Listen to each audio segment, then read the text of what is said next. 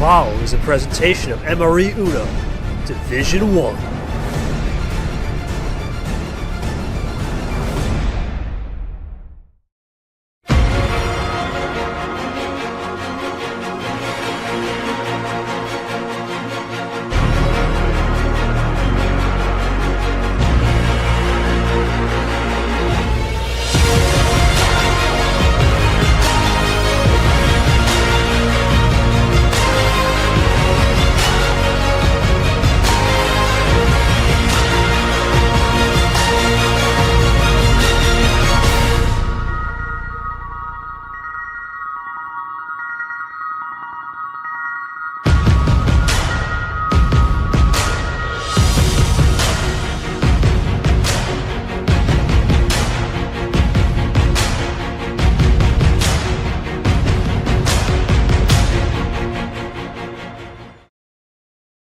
You get a match with two podium placers from any given tournament, and you throw them into a salad bowl. Usually that's going to be a recipe for success. Well, on this Saturday, Slapstick 64 of the opening round in Movie May, it's a banger only. This is more than just the opening act on the stream today. It's something different. Let's start it off with Tagoe, the light switcher. For Tagoe, it's been only one thing and one thing he's seen only. The brooms. Either he's dishing out the brooms or cleaning up the floors, or he's being some dirt on the floor. That's all he's seen all season. But it's a different recipe today. He plays the defending tournament winner from 1 year ago. Let's not forget about the most infamous run for Brad. Couldn't take care of business. Ellison tried, couldn't take care of business. Even guys like Mitch tried, and Yoshi as well. Even Toaster. But they all fell short to the man they call Bad Brad. But I didn't go too expressive with that because he's starting 0-2 this season, which is interesting to say the least. Guys finished first in this tournament a year ago. Tagoe finished third. It's a battle of the gold and bronze. Something's got to give. What better way to start it off with some extra candy in your barrel? Hello, everybody, and welcome to Christian Tagoe versus Brad. We saw this match in Super League last year, where Brad got the best of Tagoe. That was a best of 9. Today, a best of 7, a legend on legend duel. Can you ask for anything more? Let's get to that schedule. Well, today we've only had really sweeps or gentlemen sweeps of variety. Charles Sanford over Retro, that was a classic case of Sanford just running the mill, as you say. Got the job done. Really didn't have much pressure from Retro at all. Retro was just uncharacteristically bad. Couldn't take care of anything. And for Sanford, he moves on swiftly to play Gerard. No comment on background round. That's been PPD'd. We have no idea what will be the consequences with that game. TBD on that one. We probably won't know until the next time we come on stream, which would be either tomorrow or Tuesday, because we will have a little bit of a break. Peter just took care of JT. We talked about that 7-10 line. Well, it hasn't really led up to the billing. That's now the second 7-10 game to either be swept or gentlemen swept, with Allen losing to Ed, as the 7 seeds are 2-0 currently. Coming up, Tagoe Brad in the last 7-10 as of now scheduled. Chomik Arya, 7:30. That should be an interesting one. For Chomik, of course, in that Super League bubble discussion, Arya only has one win to this season from a return after a 2024 hiatus. Should be interesting there. And then lastly, Leah Bow. You see the 9 o'clock there in the Candy region. Winner will get nicked. The only question with that will it be delayed, of course. We have to start a little later. And as of now, I'll be streaming for at least an hour, and then we'll have backup if needed.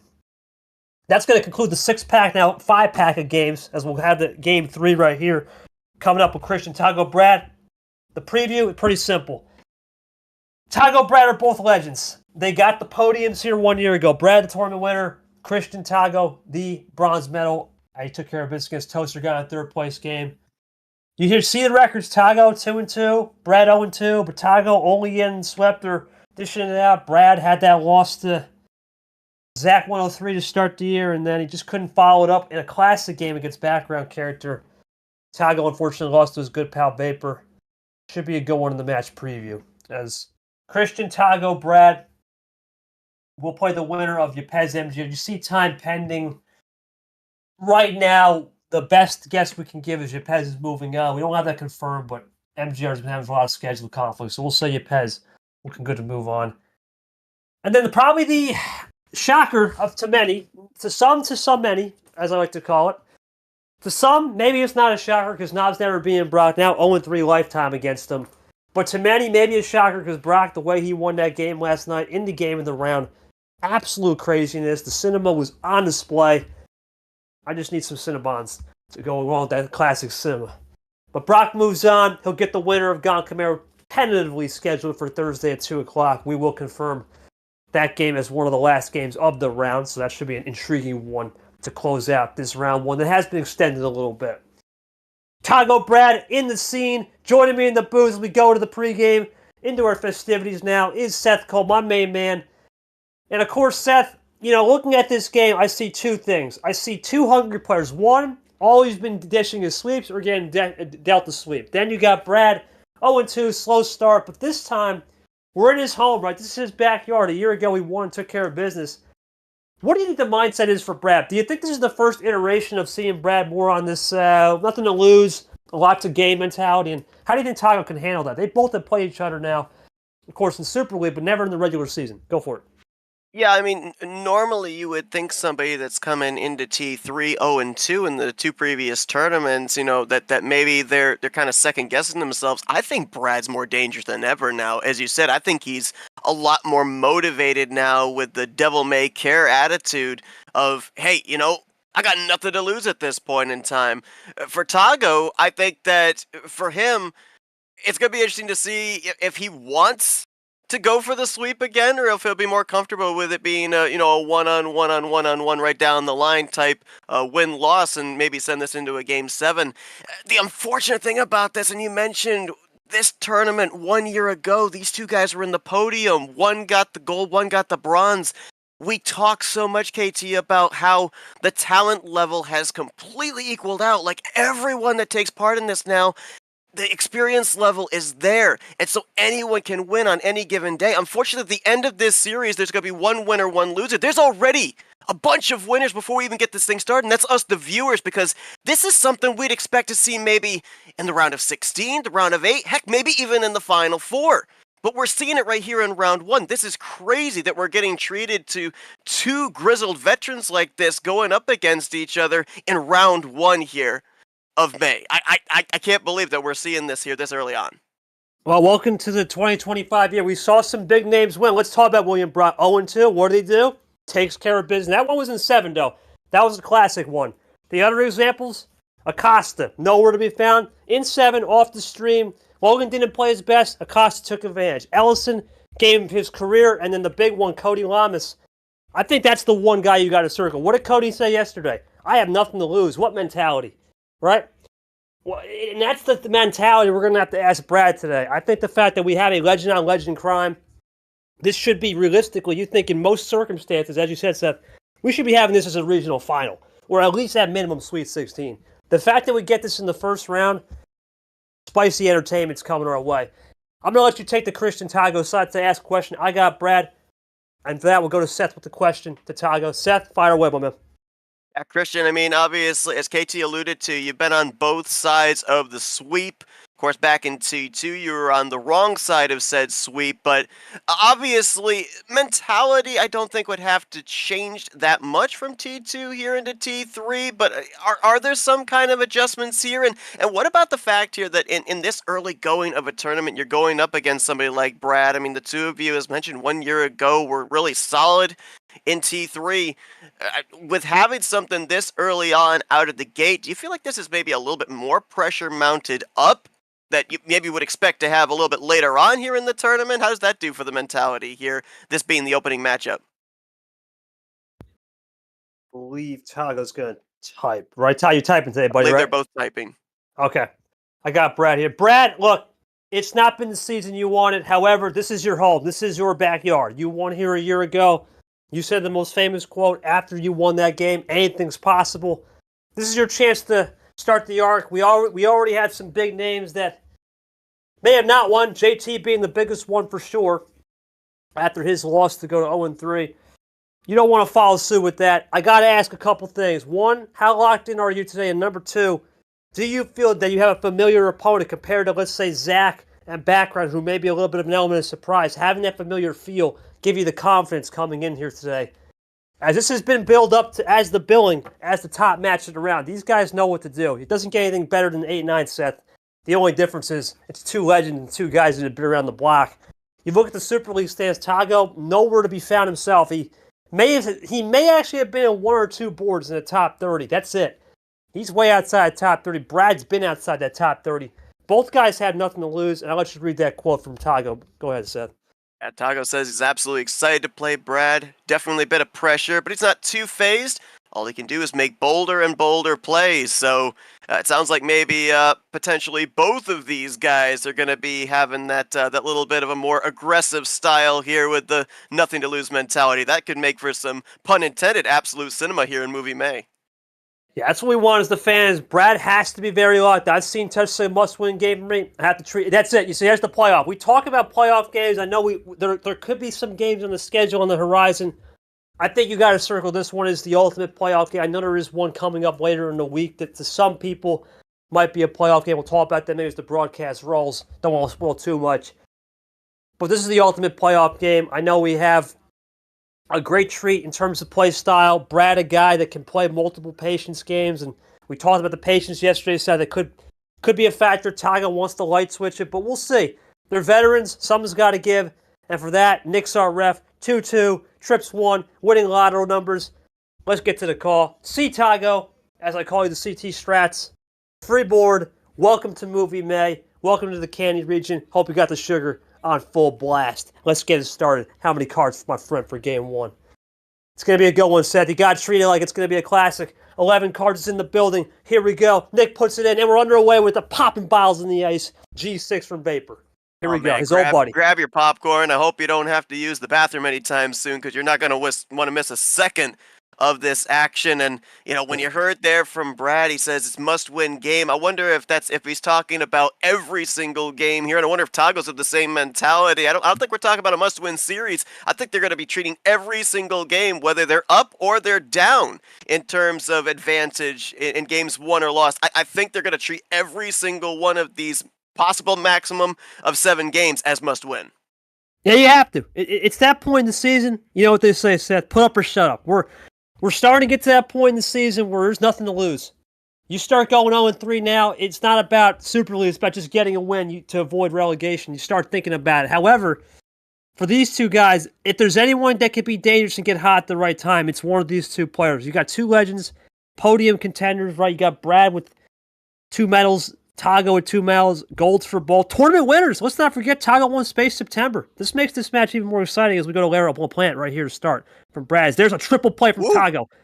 Whew, off the bat. Just had a double triple right there in back-to-back plays. Double triple. This ain't basketball, but we're trying to throw it back to March. Here we go. We got blocks, assists, and rebounds for both. Here comes Brad. 6 freshies in the back. We go to the Retro 8. What will he do?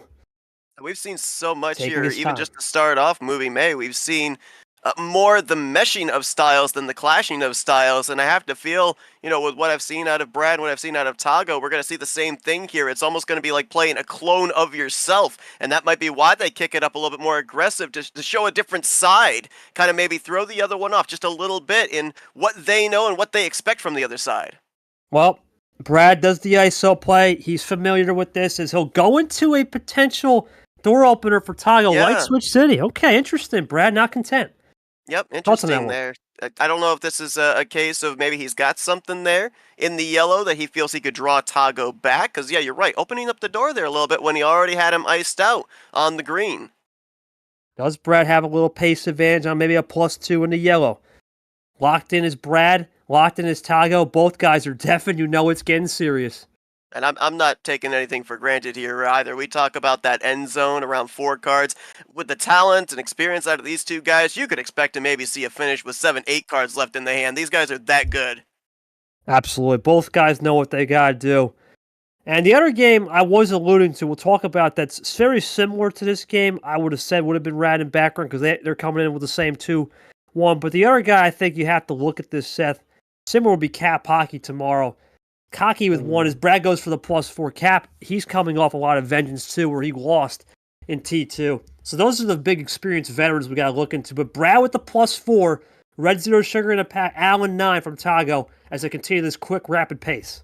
Yeah, I just feel there's just so many people that didn't have the luck they were looking for back in T1, maybe not the luck they were looking for back in T2, came into this one in maybe a lower seed than we would expect them to off of T2 in Automotive April, and I feel like that just, it's more incentive, right? I feel like it makes them more dangerous, they're more motivated. I think Cody Lamas, you alluded to him earlier in the pre-show, I think that he's another person that you could throw into that category, having not won a series since back in September of last year. There's a lot of people that I'm noticing that have won here in the early going here of this round of 64 that I think you need to look at to maybe make a very deep run in this tournament.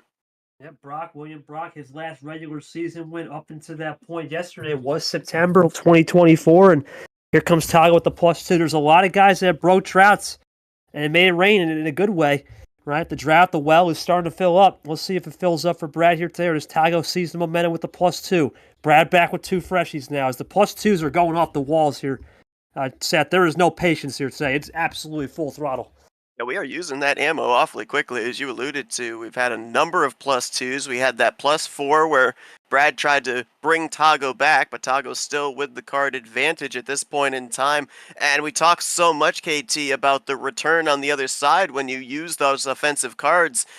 I don't know. Is it smart to be giving that ammo over to the other side, knowing what we know about these two guys? I'm not sure, but they're willing to take this risk. Again, I feel like both of them are coming in. They're almost treating this like this is Game 7. They're almost treating this, I think, like this is the series-winning game here. Every single game, I think they'll have that mentality with, and so they're going full offense, full gas, no break. Full gas, no break. Keep flooring it. Tagoe with the switch. Here comes Brad now in to the yellow. Brad had cycled that yellow earlier. Does he like it as a fade look? Let's find out. I'm definitely sensing that with what Brad said pregame about it being must win, I feel like both these guys are definitely in the mindset that they want to try and rip off a big run. Brad trying to just get a win, period. Tagoe looking to try and rip off a big run. I think both are ripping off a big run, and it's a shame that we're going to be talking about it all day, that it's a shame to see one of these guys go home at the end of the day, but I can definitely sense from how this ammo is being played, and as we go with another +4 from Brad, that I think maybe not sense of desperation, but a sense of urgency from both. Despite them being in two different situations, Tagoe's got wins on the board, Brad doesn't, but they're both seem to be treating it the same way. Well, that's the desperation factor we just mentioned throughout the entire program. There's nothing to lose. It makes you more dangerous. As here comes Brad with the fade, with the reverse and the yellow. Nice work there. That blue +2, or the +4, I should say. I think that Tagoe was actually trying to flush that out. He went back to yellow that he knew Brad was out of. And I think he was more than willing to have the +4 played on him to get some more ammunition. This is down. Oh, that's a finish. That's a finish, I think. Nope, not quite. No, I wondered maybe with 4 cards we were going to see a finish there, but nope. Draws Brad back to 6 and gets down to 2 to Tagoe. That's what, 3 of the +4s there now. This is high ammo, high attrition. Brad will play it cool. Here comes Tagoe for check. Got it. Now Brad will have a decision to make. And that's the thing, right? With Brad making these decisions here with the +4s, Tagoe making them, both guys are starting to say it's Game 7 every game, and you wonder if you're on the chip too much, you start overthinking it. Let's see if that's a fade from Brad. It's going to be perfect. Tagoe's eyes. Yes. Now he's got the momentum. Yep.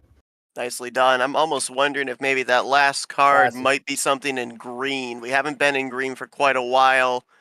Tagoe might have been looking for the wraparound, maybe hoping for number efficiency to swap it over to green, and Brad made the right call getting it to yellow, and now we're going to go to a little bit of a draw city. And going back to what Short said there too, as I mentioned about the fact of how it seemed really early for them to be using those +2s, I said these guys, you could be at 8 cards and you could have a finish. I think that's what they're thinking of. They want to get each other back to double digits, get into a little bit of a safety zone there. They don't want each other to be anywhere close to single digits with the possibility of a run to the end. Well, they both had the capability of 6, 7 card finishes, and we've seen on papers there's a lot of ammo being used early. We've seen a lot of this ammo being used early. It's because they respect the fact that anyone can finish on 6-7 turns. You almost wonder, do you want to psych your opponent out and say, okay, maybe I don't got a 6-7 bagger. Maybe try to finish on 1-2 and fake him out, go the other way. You go left, I go right. Could be a winning strat. We'll see how that continues to develop as they continue to draw city here. And Brad, no yellows off that +2. The little double play there earlier from Tagoe. I think for the first time, Seth, in a very long time, I'm actually just going to ask a straight mentality question after game one, because there's no need to really ask about the cards. We know what the cards are, but the fact that we're seeing this high attrition, high ammo, back and forth, I want to ask if this is more than just a feel, or if this is actually a little more personal. Remember, 5-2, that's Tagoe's scoreline. He remembers when he lost to Brad, and certainly when it mattered most, we go to Brock. That can mean something to both parties, especially Brad, who wants to keep that record flawless at 2-0 in his career against Tagoe. Tagoe wants to even the score up and have that rubber match one day. That's something to keep in note. I think you got a great point there, because it's very unusual in the mentality of what we've seen just the entirety here of Movie May. Normally, we've seen players a little bit more reserved. They'll start out with the number efficiency and they'll hold that ammo for later on in the game. We've not seen that here. There's been no reservation on either side of utilizing that ammo. So I think you might have hit the nail right on the head there. I think that might be exactly the type of mentality they're both sitting with.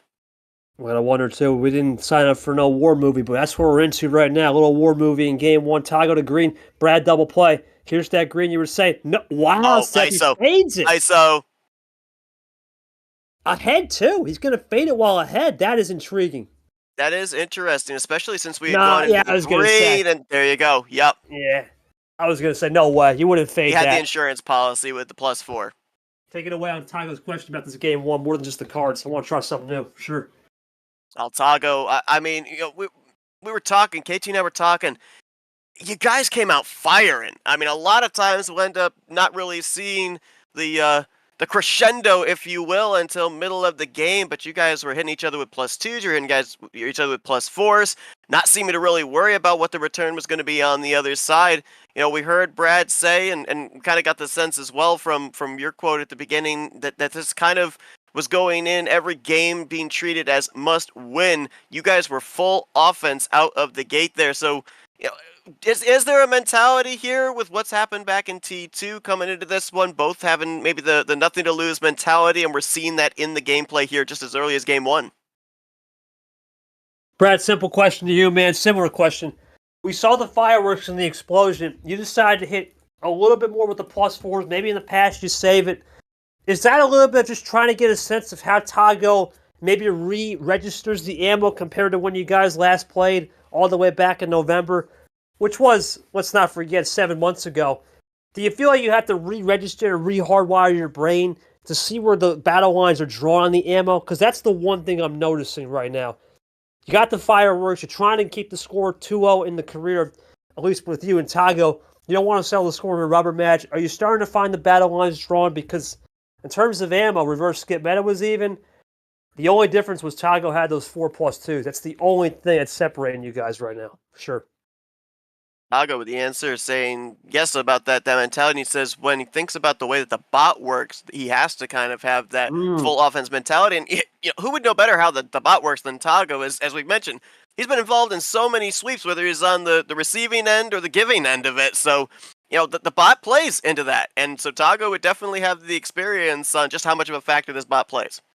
And Brad, he has the experience in long games, but usually with long games, those are more skillful games. Sometimes you get almost to the point where it becomes 7 games. We saw it with Cody Lair, 27-minute game, but we saw it. The first 9 minutes was one game. The next 9 minutes was the second game. The next 9 minutes was the third. He had that 48-minute game against Background. If we go, let's say, 8 minutes, that's 6 different games in one game.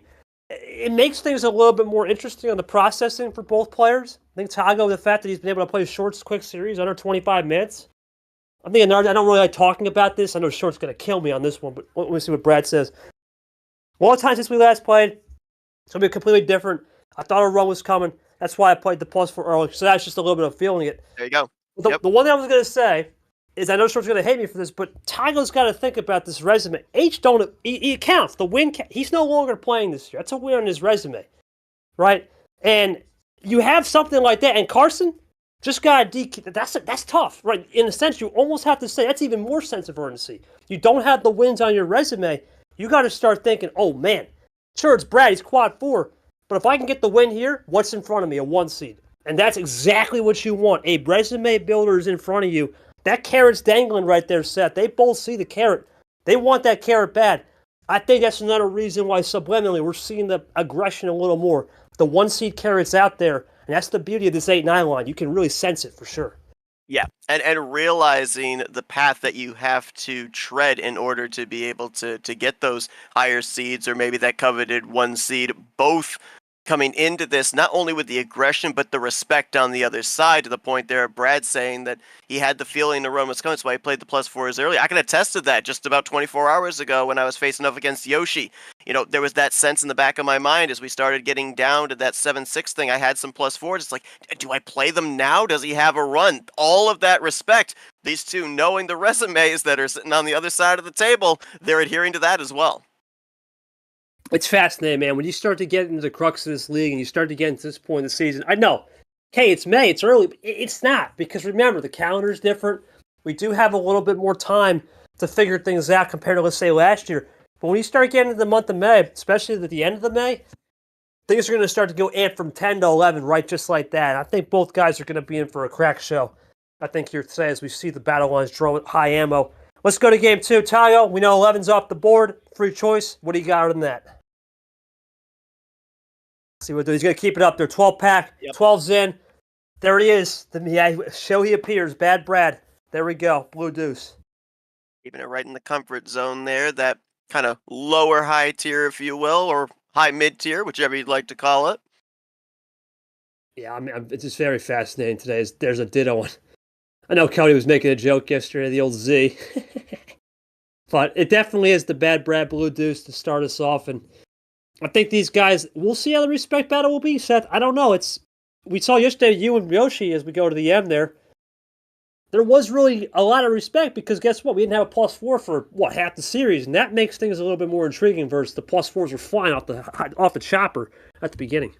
Yeah, and in the case of myself and Yoshi as well, we both had pretty decent T2s. So I don't think that necessarily, I can't necessarily speak for him, but I didn't necessarily go into that game with, a full throttle devil may care attitude, in that I feel that our gameplay was pretty laid back, pretty, conservative, considering our choices very carefully and everything. And we ended up seeing, even in like the first 3 or 4 games, very different styles of play in terms of number efficiency out of the gate, but then we saw ammo later on.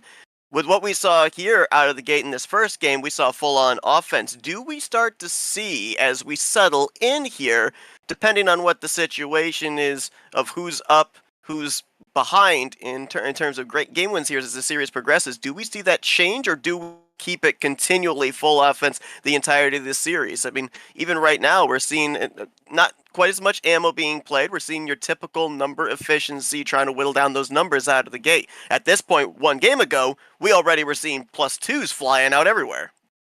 Whoa, hold the phone there. Yoshi and the Carson and the Goldie and the Chomik, a quadruple playing. Tagoe ain't laying off the gas here, Seth. It's full throttle. He's going. He's just going for it. You can see it. He's seeing blood. Using that ammo right there, making Brad think. And this could be twofold. This could be, one, as we see, easily to gain the advantage. But right there, I think that also could be to try and flush out the ammo cards on the other side too, right? You're up by 7 cards. Oh, wow. Is this going to be... That's a trips +2. Wow. 12 in the back pocket from Brad. Yeah, we're with the chains off, out of the cage, rip off the chain, rip off anything you got. The Band-Aid's off, Seth. We're going full attack. There is no slowing down as we go to Andy here, who lost, similar to Logan as well. We're not slowing down. I think these guys, I didn't think about this element. These guys have played 100 games before in practice. They played 100-game series before. I do remember that last year, right before Super League. So they do know each other. This is another Vapor Tagoe, right? They play each other, they know each other, and, well, this is what we're seeing so far. A little bit more of aggression as Brad is aggressive on that Cody Wild. Here we go again. That kind of reminded me a little bit here, at least from what we saw with that Trips +2 play, kind of almost a little cap, little rapid fire style there.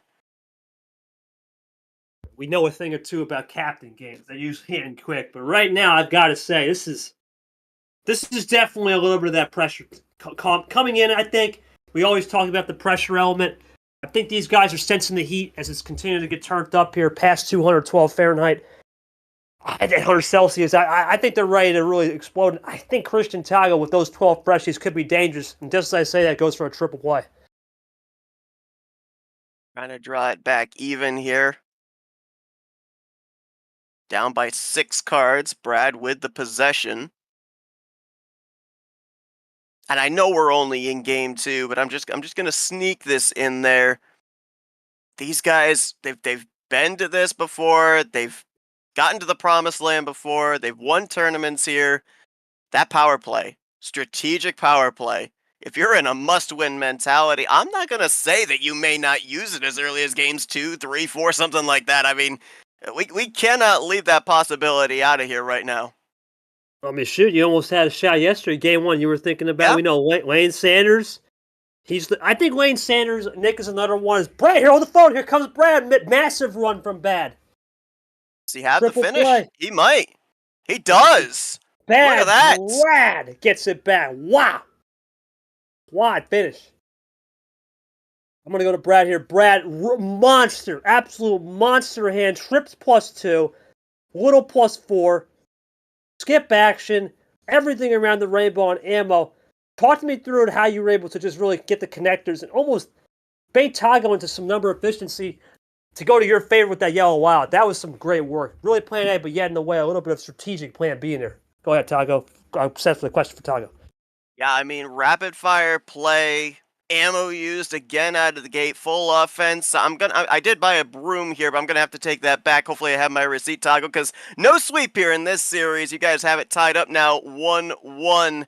But again, we talk about how you guys seem to have that respect for the other in terms of the ammunition played, suspecting a run.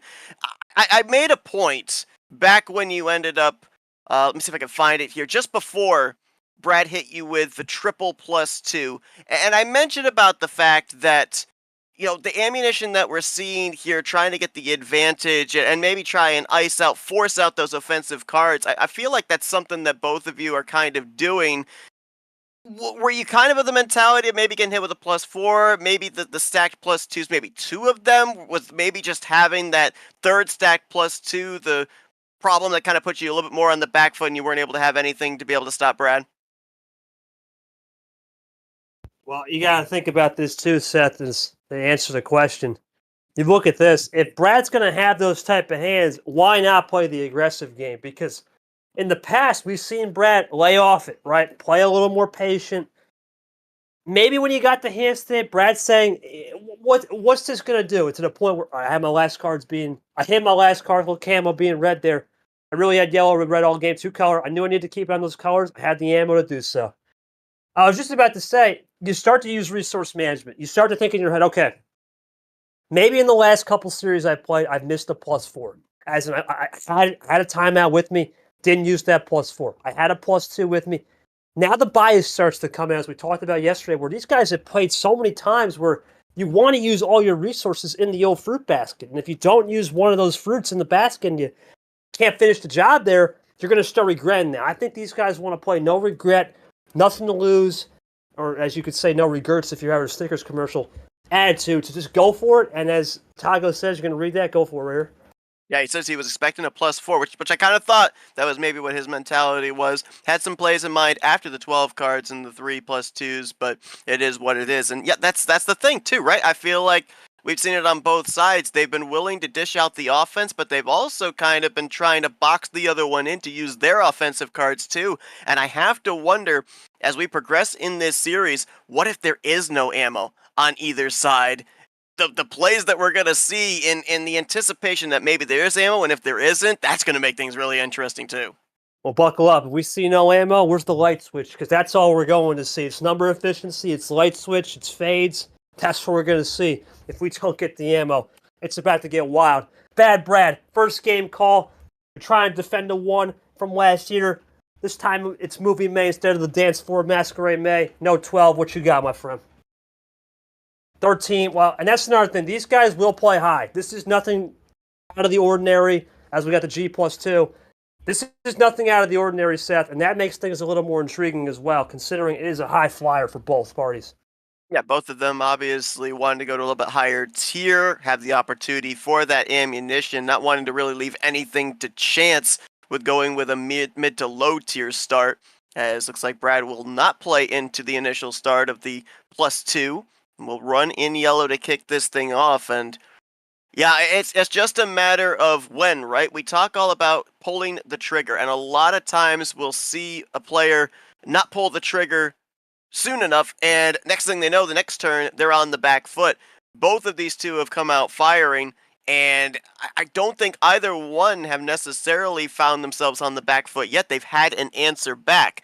There's going to be a point. We know there's going to be a point here. Even with us starting in these higher tiers, as there's those light switches you were talking about, there's going to be a point where there's going to definitely be more ammo on one side than the other. And that's going to make a lot of pressure for that person that has to either try and draw that ammunition out or try and find ammunition themselves. We've yet to really see either of these guys adhere to the drawback strategy. And then we have triple play there as we go into a triple from Christian Tagoe, from Goldie, into Yoshi, into Drip, into Steven now from Brad. The pace continues. I was just about to say ditto play from Steven. Pressure is a privilege, and I think these guys, the fact that they've been in pressure spots, let's not forget, Christian Tagoe, the last pressure spot, if we exclude Super League, what was he trying to do less than 8 months ago as we go into Sanford? Trying to get that regular season trophy. And guess who was right with him? Pad Brad, entering T5, trying to get that regular season trophy last year. They know pressure is a privilege. As here comes an end around into Toasty, into Goldie, back to Green. Here comes a triple play from Brad. Does he have more than tag? He will keep it clean with the LaPlante. That's the thing I'm looking at for. When's the pressure is the privilege moment going to go? As it's a nice out from Tagoe as they continue to keep the pace. We got to go on extra levels of speed here today, Seth. They are making us work for it for sure. And this is very interesting because so far on both sides here in this third game, we're seeing them use the reverses to whittle their hands down, but we haven't seen the offensive cards yet. We've seen a lot of light switches, a lot of the number efficiencies. This is what I was talking about. We had all that ammunition back in the first two games. We don't seem to have it right here, so now we've entered into a different tier. Yeah, it's all about that number efficiency, the light switches. Here comes Bad Brad looking for the 3 switch he draws. Tagoe, you know he'll switch it at any given moment. He will go to blue in it, and there we go. Just like I say into Andy, that's what we're talking about. These switches, is it the right time? Does this give Brad some leeway? Let's find out.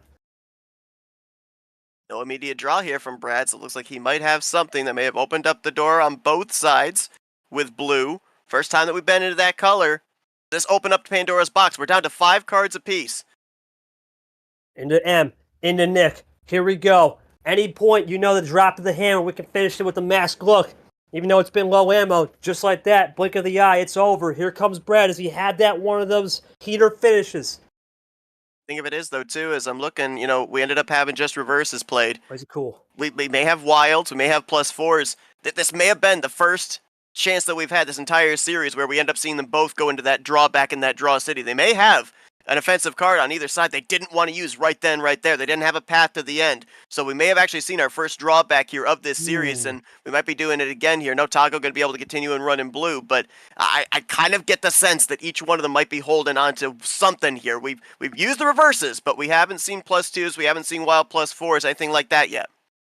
If Brad has a +4, he uses it here to prevent any finish, I think. That's what he's now using the risk versus reward as he takes this thing stop, and that's critical, man. If you want to use that thing stop moment and think about that risk versus reward, this is the time to do it. You do not want to get to a point where it's 2-1 and the power play comes out. There's Tagoe to check. Here comes Brad. Last time Tagoe was at check, Brad made a great play with a light switch and was able to ice him out. Let's see if he's able to pull off a good play like that here again. So hard to know what the pre-types do. That's the thing with Tagoe. Pre-typing, that's his bread and butter. Brad's got to think this one through, and he's going to take as much time as he wants here. Now this is probably the slowest you'll see on pace for a little bit here, for sure.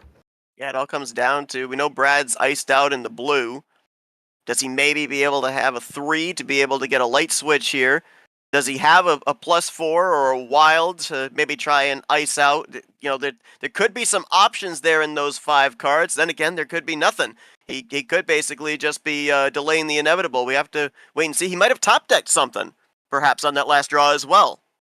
You never know with the top decks. We have been greeted to some great top decks, whether it be numbers or just the right +4, +2 combo to isolate and draw this game back. Let's see what happens here with Brad as he continues to take his time, gives us a little break in the action. We talked about the playoff situation here, the playoff games. This is definitely one to watch. There's a lot more coming up this week, and we're starting to get into the month of May. As I said, these guys have got many tournaments under their belt. Let's not forget, both these guys had something to play for, more than just trying to run it back to Super League. They're just trying to get some momentum built. And here comes Brad, looking for a potential run. Let's see what he's got, or does he just play this one cool on a switch? Brad loading up, taking his time. There's the switch. Over to red. There you go. Oh, wrong color. Wow. Oh, my gosh. That is costly for Brad. I don't have the CH, man. I didn't want to check it on the last card there, but let me see if I have it. Go ahead and ask Tagoe a question. So I got to check. He did indeed have, to Nick's point, he did indeed have the number efficiency there as well with the 3. Christian, I mean, incredible job there, getting it down to check. There were maybe, I'm looking at maybe 5 or 6 scenarios, 4 of which could have hurt you, 2 of which would have ended up helping you if it stayed on the 3 or that light switch over to the red. Obviously, we were talking about the fact that both you and Brad, those first 2 games had so much ammo you were able to use, and you were able to space it out there as well. Looked like in this one, not quite as much offensive ammunition, more ammunition to be able to lessen the cards in your respective hands. How much tougher did it make it with the fact that you guys had so many offensive cards in the first 2 games to have to kind of to draw back a little bit mentally and settle into a different type of gameplay here in Game 3? As I put my fan on, man, it's getting hot here, and I gotta say, Brad, you made the decision to go for that classic triple play and use the end around strats. I didn't have to say I tried to pull the CH, but I did see that red was a possibility because you look at earlier in the game, you had faded off of red, so maybe you were assuming you had undercut that well. Was that a little bit of a misjudgment? But as Nick said, I guess it doesn't matter what you do. He had a connector on a 3. Ironically, it was red. Could you have maybe just played it clean? Would you have said, you know what, maybe just go for a blue skip draw? Was that in your mind? Maybe save a skip? What were you thinking on that one to make that calculation? Because that's all I really had. And he had a few reverses left. One might only just didn't connect. Okay. So then I asked you. Yeah, go for it. I was just going to say, KT, it was interesting too because I was kind of looking through maybe exactly the same way that Brad was through the card history prior to that last play. And we ran a lot in green, we ran a lot in yellow. We had spent very little time in red. And so my thought process there for Brad was maybe the fact that since we hadn't been there for very long, that might be maybe a color that Tagoe was iced out in, that he was trying to maybe get back to the green or the yellow that we had run in quite a bit. So it's tough. It's tough. He had the number efficiency there as well. Like I said, there's about maybe about a 60% chance you get that right card played and ice him out, but there's always that 40% chance that you're playing right into his last card. Go ahead and read that from Tagoe. Interesting thoughts. Tagoe says, quick switch, had a feeling looking at his hand that the ammo wasn't going to be a big factor. When the numbers fell in place, knew he could get it done. When he saw 2 blue 3s, he was satisfied. So he got right out of the gate. As soon as he saw the 2 blue 3s, he thinks, okay, number efficiency to close this thing out. You need something to really spark your interest, and that's it. Sometimes when you got double numbers, we talk about that with Cody Lamas first Lara, but this one was just a variety pair, the old poker play, pocket pair of 3s, and sometimes you get those pocket pairs, man. You got to shift into that poker mindset. That's looking good on the river, right? All you got to do is get that pocket 3, force that other player into a compromised spot, and boom, get the win. This is interesting, though. Brad down now. This is going to be intriguing now, Seth, because we don't have this box of, okay, someone went low. This is all upper tier. I don't think Brad's ever going to change his thinking, but you wonder now if he starts to think maybe there's a way to go a little lower. Let's find out. Brad, no 12, game 4. What do you got? Want to keep it up, or are we going to try something different? Yeah, he's going to roll with it. He's a guy that doesn't like to test luck. Never will. 14 cards, Steven 6 to start us off. Here we go. Yeah, one of those unusual ones, right? Because it's the highest start that we had with 13 cards there in Game 3, but it had the lowest yield in ammo cards, and at least in terms of offensive ammo cards. And when we say ammo cards, they're ammo cards like reverses and skips to be able to chain, be able to lessen the cards in your hand. When we talk about the offensive ammo cards, it's obviously the ones that you play to be able to build up the hands on the other side, like the +2s and the +4s. We did not have any offensive ammo cards there in Game 3, despite the fact we had the higher card start of the 3 games so far. Yeah, it's going to be intriguing to think about that. And that's a great point, Seth, because as we go to the bad Brad Blue and you can see Tagoe absolutely aggressive. 2 switches off the bat right in the first couple turns there. If we were going to get lower returns on ammo and higher starts, do you want to play that? Do you want to test the lower then do you want to test the lower start where there's more ammo? You got to think that's the back of your head. If there is going to be something there, as Brad double plays into the nom from Clay, you always got to think about that 7 to 10 range. We saw that a perfect example was William Brock. So we go to Red. Brock did a perfect job. Nom loved the upper tier. Guess what William Brock decided to do? 7 to 10. And he's 7 to 10 to Nom to death, and he was getting all the returns. Nom had some returns, but unfortunately he just didn't have enough of a return to go aggressive early. That's when the fade really came into play. Tagoe's similar to that, but he would just switch at any get-go. Brock just fades it cleaner. As there's Tagoe again with another switch. Let me look at that. Let me look at the stats here. Let's see how many switches these guys have done so far. Let's see. 35 through three games, let's call it. That's getting pretty good right there. That's about an 11.2, I would say, Seth, on the average. Yep. They're definitely going high on this one for sure. Yeah, and I think kind of building off what you were saying there too, I think if we were going to venture into the mid-tier, I think we would have done it before now. I think that there's too much of an opportunity for it to be too lopsided in terms of the ammunition on one side than the other if you're down in that mid-tier range. You got a better chance like we saw back in the first and second, and even to an extent here this last third game, where the ammo distribution is relatively even. I don't think that they would run the risk here getting into the middle of this series of going down to that lower tier, taking the chance that they are going to be at absolute nil to the other side in terms of ammunition. Speaking of ammo, +4. Tagoe races that +4 with the triple play. Back to blue. Does Brad cope with the blue on a fade? Let's see. And back and forth, Brad. Oh, look at there. Yep.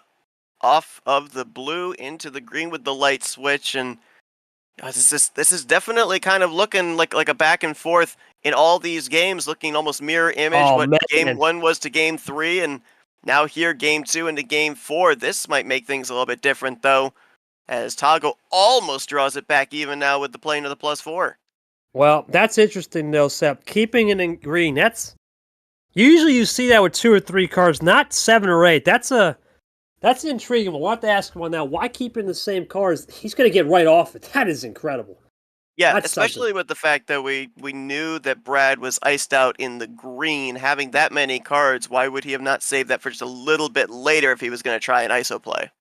Could be the respect thing, maybe respecting Brad had a 7-bagger, but has a intriguing one just to get off the green. Maybe he was trying to do a little fake ploy. But back to that is, oh man, that's something. That is something right there.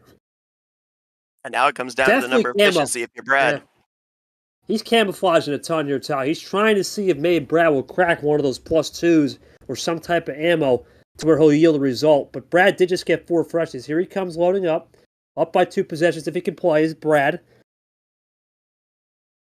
I think a lot of these light switches on the side of Tagoe as well kind of helped him in that last game for Brad not to be able to know exactly what card he needed to play to stop Tagoe when he was at check. All these light switches can kind of throw you off, not know exactly what the dominant color is on the other side.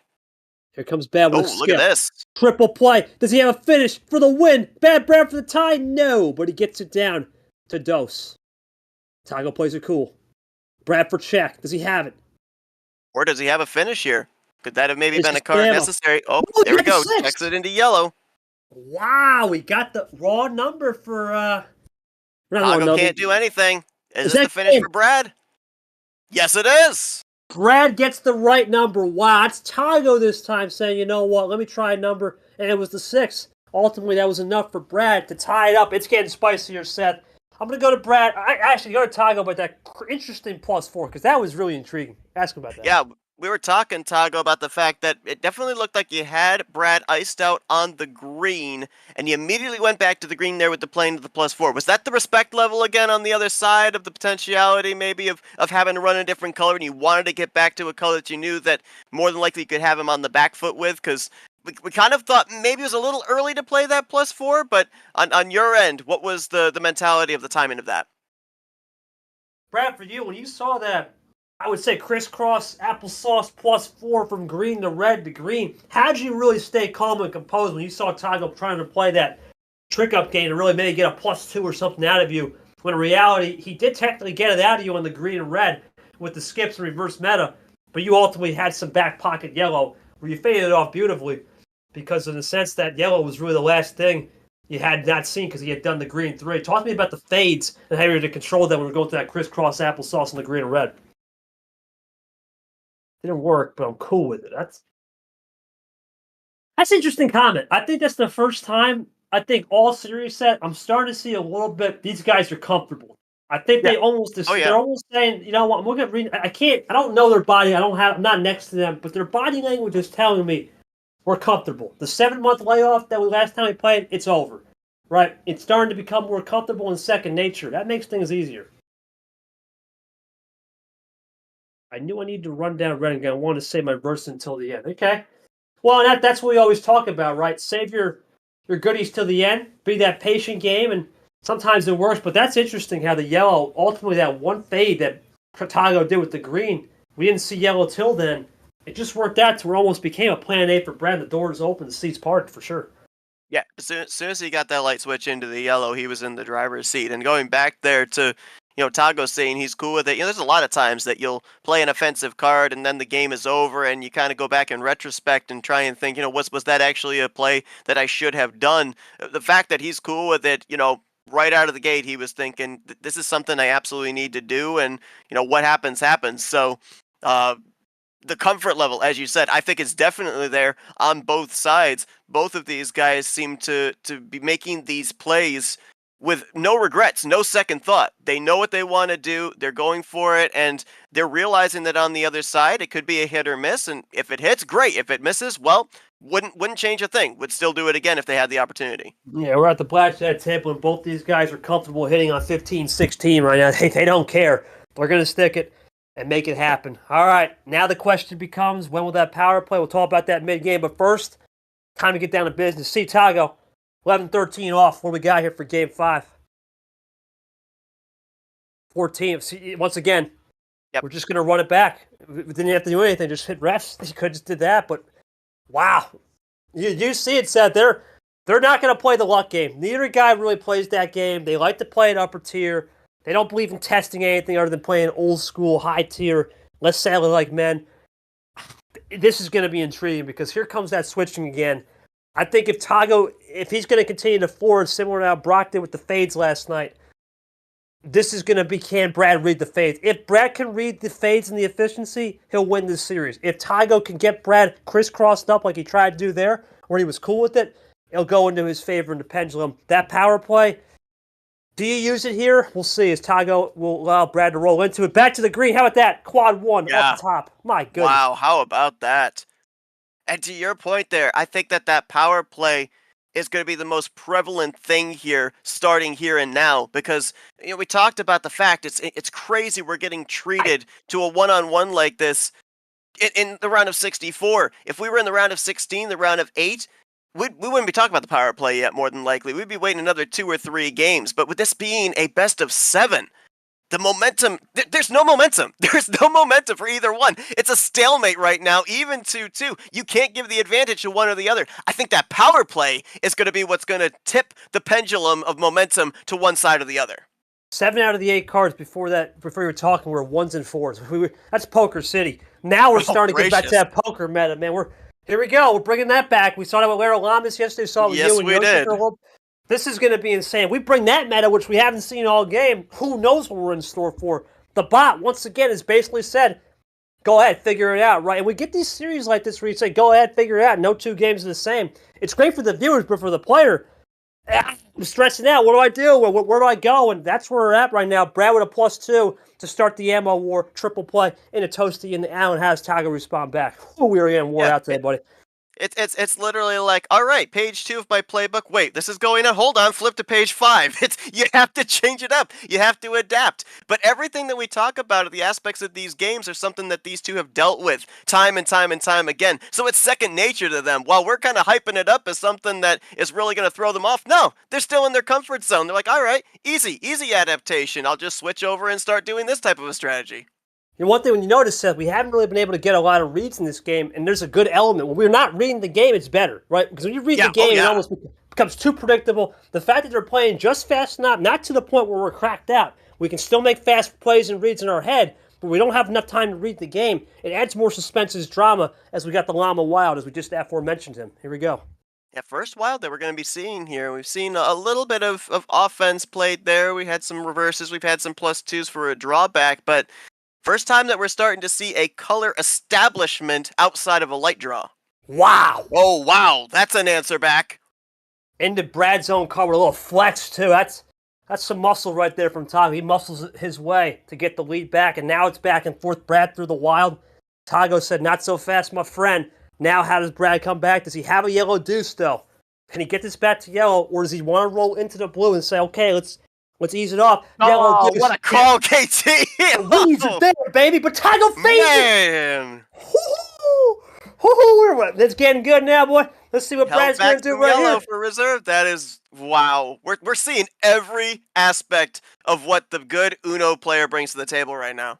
The fade was controlled from Tagoe. The question now for Brad, he's going to see that. Does he stick with the yellow, or does he have a backup plan? Now he's like, okay, first one. Do I risk a second yellow, or do you want to try the switch? He's going through that CH right now. I know it for a fact. Seeing if it's worth the switch or if it's worth the stay the course. Here we go. Loads up. And how much more yellow would Tagoe maybe have in reserve? Is this his only yellow? Did he decide to just keep one in reserve, get that +2 switch over to blue, test the waters there in case of the swap back? Wow. Oh, well, he may have yellow now if he didn't. Yeah, it's the possession thing here, Seth, right? We talked about who wants the possession arrow. Brad gets it back. I think both guys want control, and that's an element of this game that it's risky when you get into these best of threes because control matters.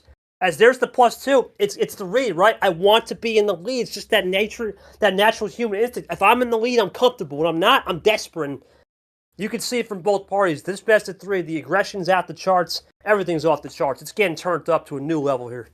The thing they're wanting to do as well with what we're seeing here with the +2s and the +4s is they're wanting to break the chain in case there is a path to be able to get home. We talk about that power play could be the missing link in the chain. If you give them more cards, you break that chain completely. Take the power play out of possession for the moment. Tagoe with the switch, end around into blue. That's what Brad really was looking for too, ironically. A little bit earlier, but then the yellow fade. Now does Brad have anything in the blue, or does he try to go back to a yellow fade of his own? Here we go. Tagoe down to 3 cards. Depending on what Brad plays here, do we see a power play? Okay, that might take it out right there. That takes it out of play right there, with the +2 drawback. Absolutely.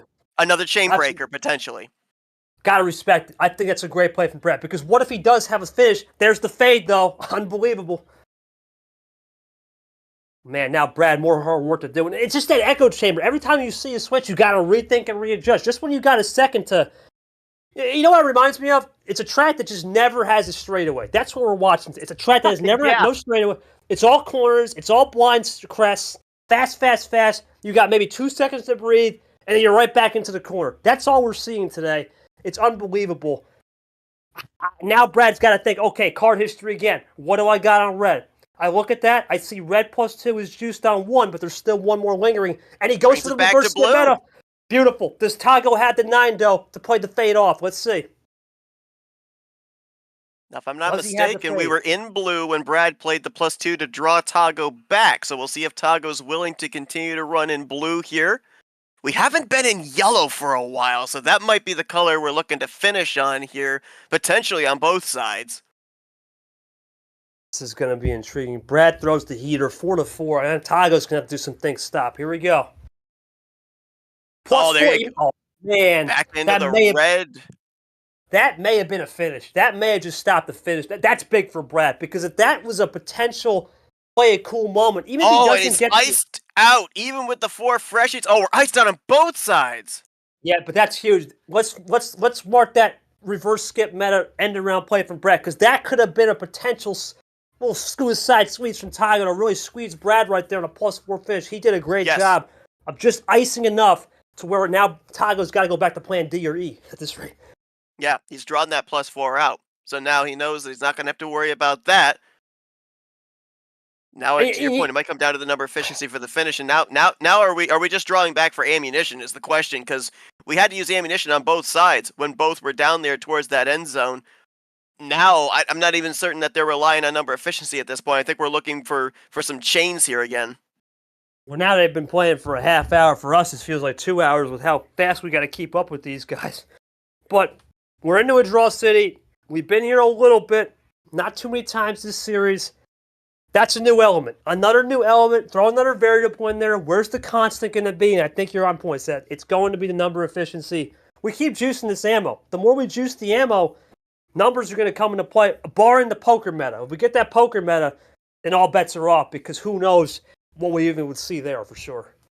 Right now, even though we're in a draw city, I think you give slight advantage to Tagoe because he's at a 2-1 ratio of cards in his hands. So he's got the possession right now by quite a good margin. So I think he's more than willing to draw back so long as Brad draws back, try and get some more ammunition, if for no other reason, for self-preservation, in case Brad gets into a run, starts to draw this thing back even, kind of what we've seen twice here already in this game.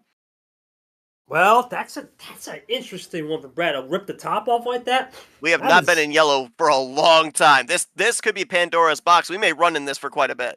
I'm going to have to question that one, Seth, because that is a bold call from Brad. He's got to have some backdoor stuff, because you wouldn't make that move unless you didn't fear anything. Let's see. Oh, wow. He gets off it, though. Wow. Okay. So maybe fearing that yellow, just tries to go to green.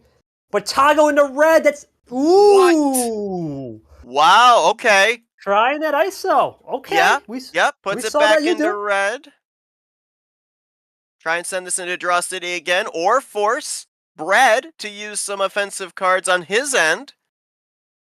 Yeah, it's a chess game now. It's turned into a chess game, a high-speed game of chess, and it's only been a half hour of it. Brad's going to draw, so Tagoe may look for a topper. I think that's all I can think of. Got to be a topper.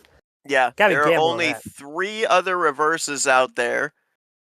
We've got both 7s, both 5s, both 2s in red. There's a 2. There's one of the 2s. All right, so we may see potentially a light switch here, or if you're Tagoe, do you...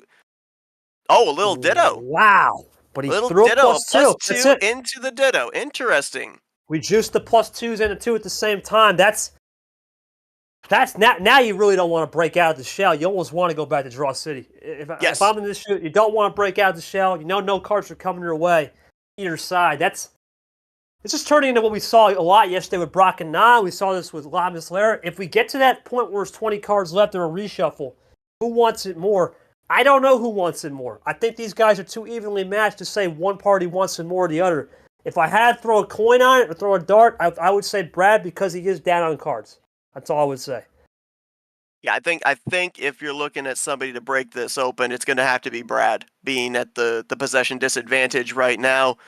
There's only 1-2 out there in green, yellow, and blue. If we're looking for a light switch, not a whole heck of a lot of options there in red. And I'm also looking in terms of the reverse skip meta. There's not a whole lot of options out there as well, mostly in yellow, but a lot of that's been utilized as well. Surprisingly, though, we've not had much of the wilds, the regular wilds played. Half of the wild +4s have been played, and I feel like at least one, maybe both, are in one of those hands out there, maybe holding on to them for a potential finish at the end. Maybe a defensive play, who knows? Oh, man, it's going to get good. Brad continuing to draw back here. Let's see. I mean, you look at the red, there's not much left, so... I don't know, man. I'm just trying to think. You look at there's nothing. There's only, 7s? 5s? Yeah, a couple 3s and 4s. Yeah. There's not much left. A 0 sugar is gone. You wonder if Brad says, okay, as he's hit 20 cards. I don't know. I'm gonna let it roll because if neither guy really has red, I ain't gonna really. Well, Ty doesn't make, he can draw whatever. But I'm gonna trust Brad. He doesn't have a red because we had the CH. There's not much going. I think Brad can do whatever he wants. If this was a different color, okay, I say for sure, 100%. You know, you got to play a card. But because we're juiced on red, I'm okay with this.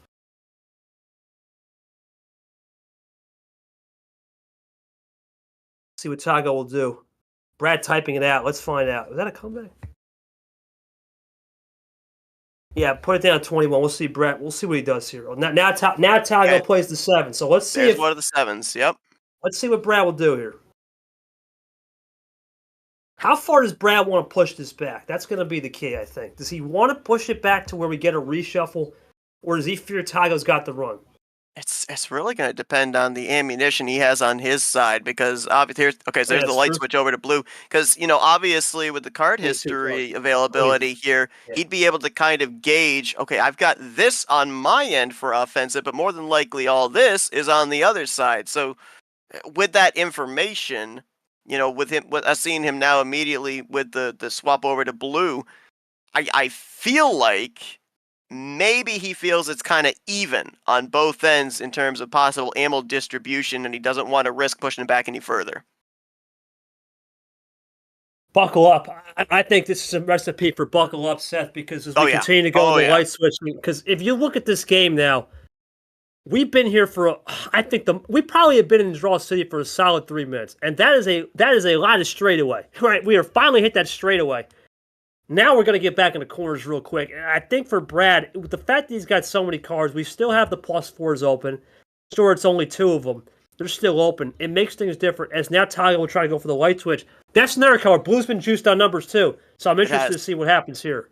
I mean, we're almost juiced out on almost everything except yellow, right? We still have some options in green, but red is almost completely evaporated. Blue's almost completely evaporated, so Pandora's box whenever we get over to green and specifically into yellow. And that might be what we're going on with here right now. Is who's going to establish that color control when we eventually get off of blue or red. Ironically, though, the one thing we're really not juiced of, Seth, is those wilds and +4. That's the problem. That's what's the kicker. Because if those are juiced, number efficiency. The fact that those aren't juiced, did someone want to make the break because they finally got a couple in their back pocket? Let's see. Tagoe down to 6 cards, and we're in that yellow color now, where we've got a lot of options available.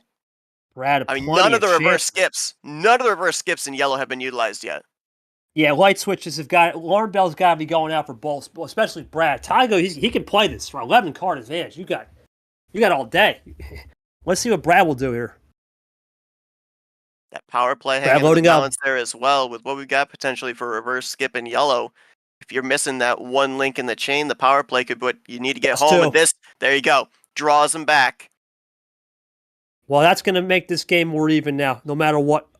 Oh. Couldn't play there. G6. He meant G6, 100%. Okay.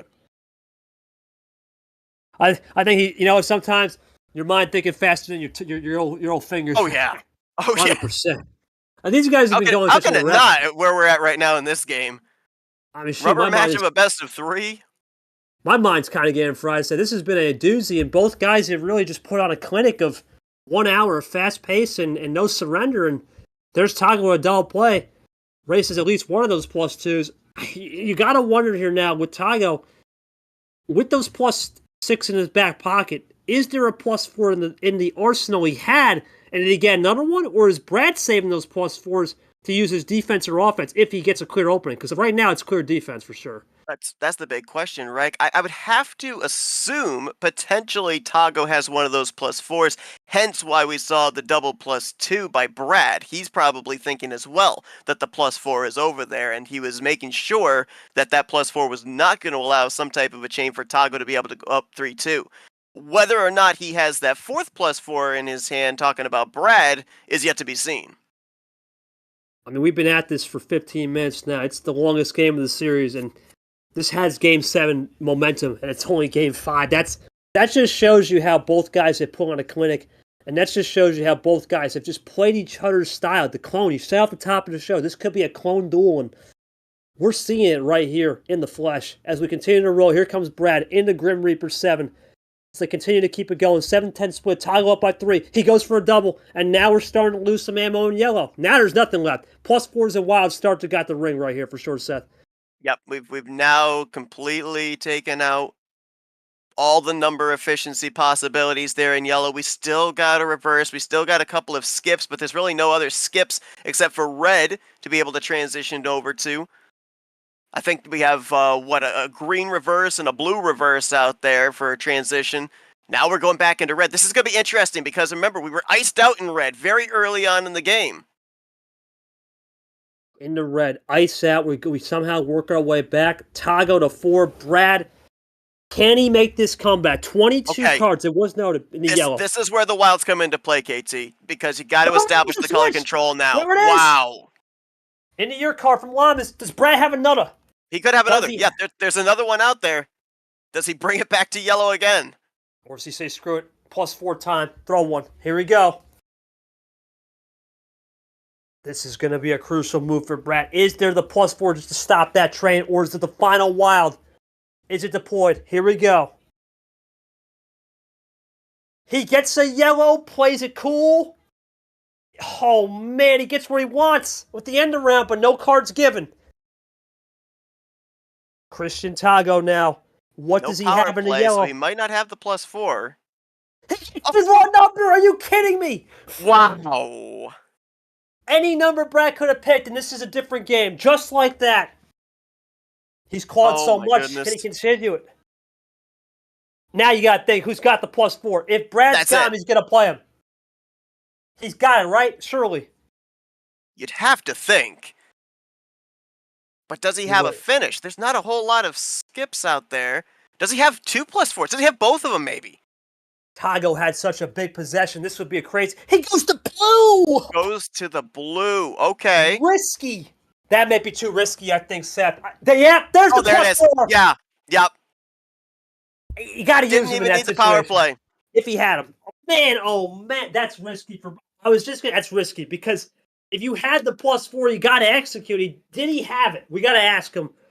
I don't even know where to go in the questions. We got like a billion things to ask here. Seth, take it away for Tagoe. I don't even know. I got to capture my breath here. Good day. Yeah, Tagoe, I want to just go back there. You had the number efficiency to be able to go from the yellow 5 to the green 5. You're left there with a +4 and a green 3 finisher.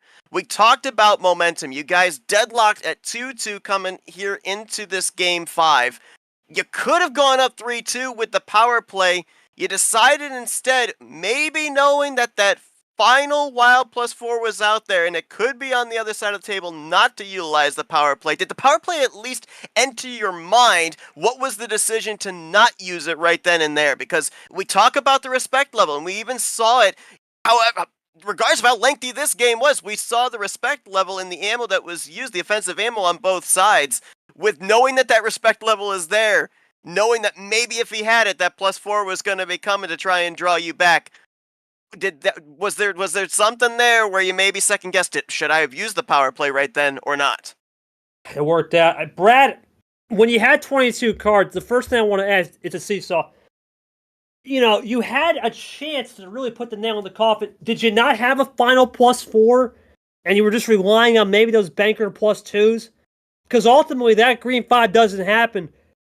Maybe we don't even see you even try a blue 5, and we got a different scenario. Thoughts on that? Because that really changed the course, and how you're able to stay patient through multiple draw cities where we hadn't seen that much all game.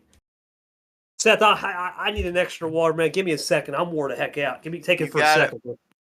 Tagoe says that the thought of the power play did come into play, but thought process was if the +4 was coming, it had to either have been a chain or to push him back. Could have maybe been both as well. So a little bit of a risk taken there, and it pays off for Tagoe. We'll wait to see what Brad's answer is here, but Tagoe can go up 3-2.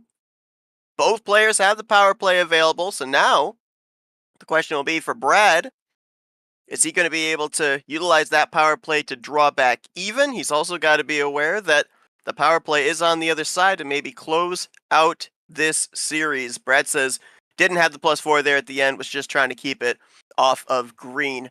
Gotcha. I mean, I'm not sure. How many cards did we have left there? We had 17 cards left in the deck at the close of that one. So while the probability was definitely that the final +4 was going to be there in the deck, from our spectator point of view, you couldn't take for granted that you might end up having those final 2 +4s split, one on either side. You just look at this game here, though, Seth. When it gets down, CH really shines. Yeah, Nick's right. In a game, any other number other than yellow, yeah, that's it, right? It's margin. There's zero margin for error. There's zero room when you have no ammo. The CH really did come into play, and you wonder, Seth, the one thing that only mattered, it's a small little detail, having a 10 possession lead. You have so many cards to play with. You have the buffer. That's going to hurt if you're Brad to say, well, maybe if I speed it up 1 or 2 turns earlier in the draw city, maybe this is a different game by using those +2s early. But then again, hindsight's 2020. And if you do that, what if he gets even a second +4? Because the other +4 could have been the deck. It's such a fine margin. I really don't know what else either player could have done wrong. They had played to the max ability. It just comes down to how can Brad make the cut. We saw this with Nam last night, up 3-2, though. He got real comfortable at the end. He just couldn't figure it out. But that was with the lower tier stuff. I don't know if either party's going to venture into that. That's the other thing, too, for sure. I doubt it. I will be shocked, honestly, if we go into mid-tier. I think that both are right in their comfort zone up there in that upper tier. I feel like you start getting into the mid-tier here, you're opening yourself up. You're making yourself a little bit more vulnerable, especially if you're Brad now 3-2. I think you stick in your comfort zone regardless of the situation. All right, we'll get to it. Last call for Brad. Yeah, you got to try something. It's the full send. That's what you would do here. This is it. Full send it, and it's a free choice. What will Brad do here? Holy boy. Lord. Possession arrow, dealer's choice, full send. Man. Both power plays still available. Gracious. I said it was going to be absolute cinema. I didn't think we'd end up having it be this much. I mean, gracious. Little William Dafoe there. Man, Sad, I'm wore out after this one. I'm going to need to take a nice hit the showers on this game. It's been a long one, buddy. You ever been to the movie theater, been to a movie, and then had to come home and take a nap because the adrenaline was pumping? Yeah, that's what this is. Yeah, it's gonna. I still have another couple tonight, so I got to definitely relax and recharge after this one. But switch already, and what do you expect? A triple switch into the red. Does Tagoe keep going on the aggression now with the switching? Because it seems to work. And that's. I had said, right, if he keeps flooring these switches, it's going to work eventually to crack in your favor. I just didn't expect ammo exhaustion wars for the last couple minutes here. That's the one difference, for sure. Now the question is here as well, with the full send, more than likely a lot of ammunition on both sides, both power plays in play. If you're Tagoe, I think that more than likely, you're thinking the power play is going to be used offensively. If you're Brad, with as we said, the mentality coming into this one, the nothing to lose mentality, are you thinking full offense with the power play here, or do you have to, in the back of your mind, be considering that power play on defense just to make sure that Tagoe's are not able to close this thing out? Hey, it's interesting. You saw yesterday, not game. I think your game, right? You were just knew when it was going to show. Yep. This game, though, is different. They both have it, so that it can create a little bit more sense of urgency. When they both have it, you still want to be in the lead. When one has it, let's say you're up 3-2 and the other player doesn't have it, you still want to be in the lead, but there's a little bit of element of factor. It may swing in the other direction. This one's interesting as Brad will go to red, back to it. Let's see if there's isolations. What is that? Trip 8 ball right there? I believe it is a trips 8, yeah. Oh no, that's a quad. That's a quad. Quad 8 ball. My goodness. Crazy 8s. Crazy 8s.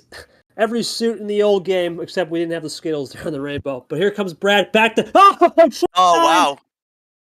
Allen to Acosta the neck. Do we go quad 9, maybe? That would be Skittles if we get the green. Let's see. Here comes Brad. Let me go back to that LS here. Let's see that LS metric. Light switches. Let's see. Switches color. Yeah, we're up there now. Where it's football score. 79, 41-30. That's a football score. So... Hey, quad 9. Not the Skittles, but quad 8, quad 9. Here's that poker. 8s and 9s are wild. We're playing 5-card stud. Brad has to now adapt to the ending round. Back to yellow 2 color. Quad 8s, quad 9s. Here comes Tagoe. Triple play. Lead of gold. Into monkey. Down to the Z and bow tie. We ain't throwing any Z's in this game. It's been absolutely full blast and full beans. Here comes Tagoe with the KT Classic in the blue. This puts Brad in check right away. Here we go. Brad made the swap off blue to red, so Tagoe looking for an ISO play, and I think that we've talked about possession. I think that's the crucial point here in this game. If you have the possession, your power play then is able to be used offensively, and right now, that advantage would go to Tagoe. Yeah, it's going to be intriguing. I think it's going to be intriguing right here. What will Brad power play? Whoa. Defense. Is that a defensive one? Gotta be. No shot. Okay. There's no shot you throw the win right here from 9 bound unless you got some mega run. Let's see.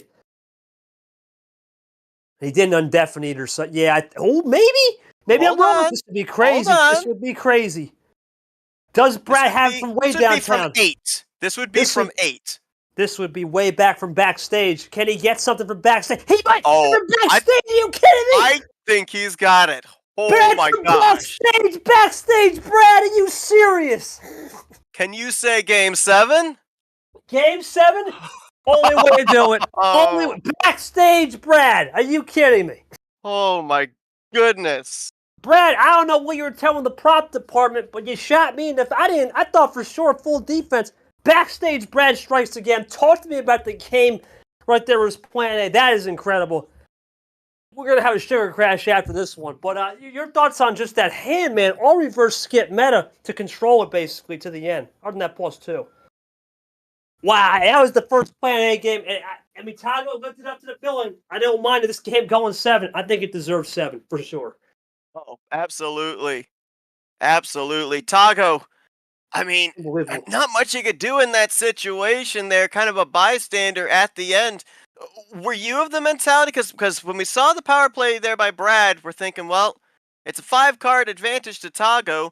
It really was going to be coming down to possession here in this game as to when the power play is going to be made. And with Brad on the back foot there, we're thinking, well, defensive power play. Do you think that as well? Or were you surprised that he had that finish there? And I guess more importantly now, going into this rubber match, how important is it now? Because I kind of questioned about not using the power play back there in Game 5. You have that in reserve here in this crucial Game 7. So it's looking like you made the right choice in that regard. How important are you going to be leaning on that power play for an advantage here in this final game of the series?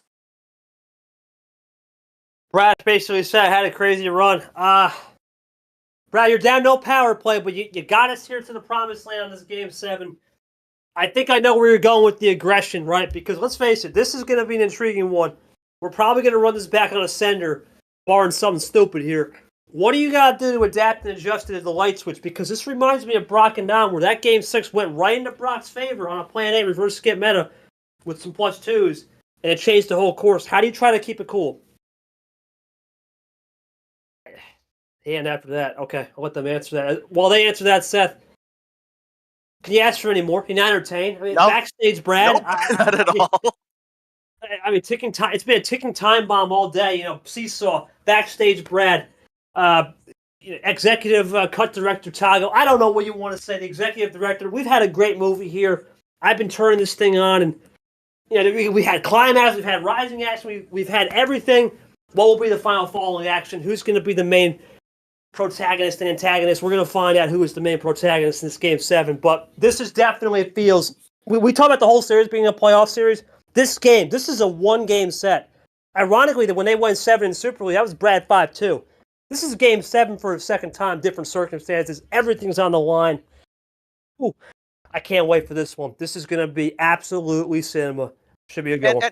And we hyped this game up at the beginning because we knew the resumes of these guys. We knew what was going to be coming to the table. We knew this was going to be a clash of the Titans, and it has lived up to everything that we were talking about here because we knew going in, this is what we were going to get treated to.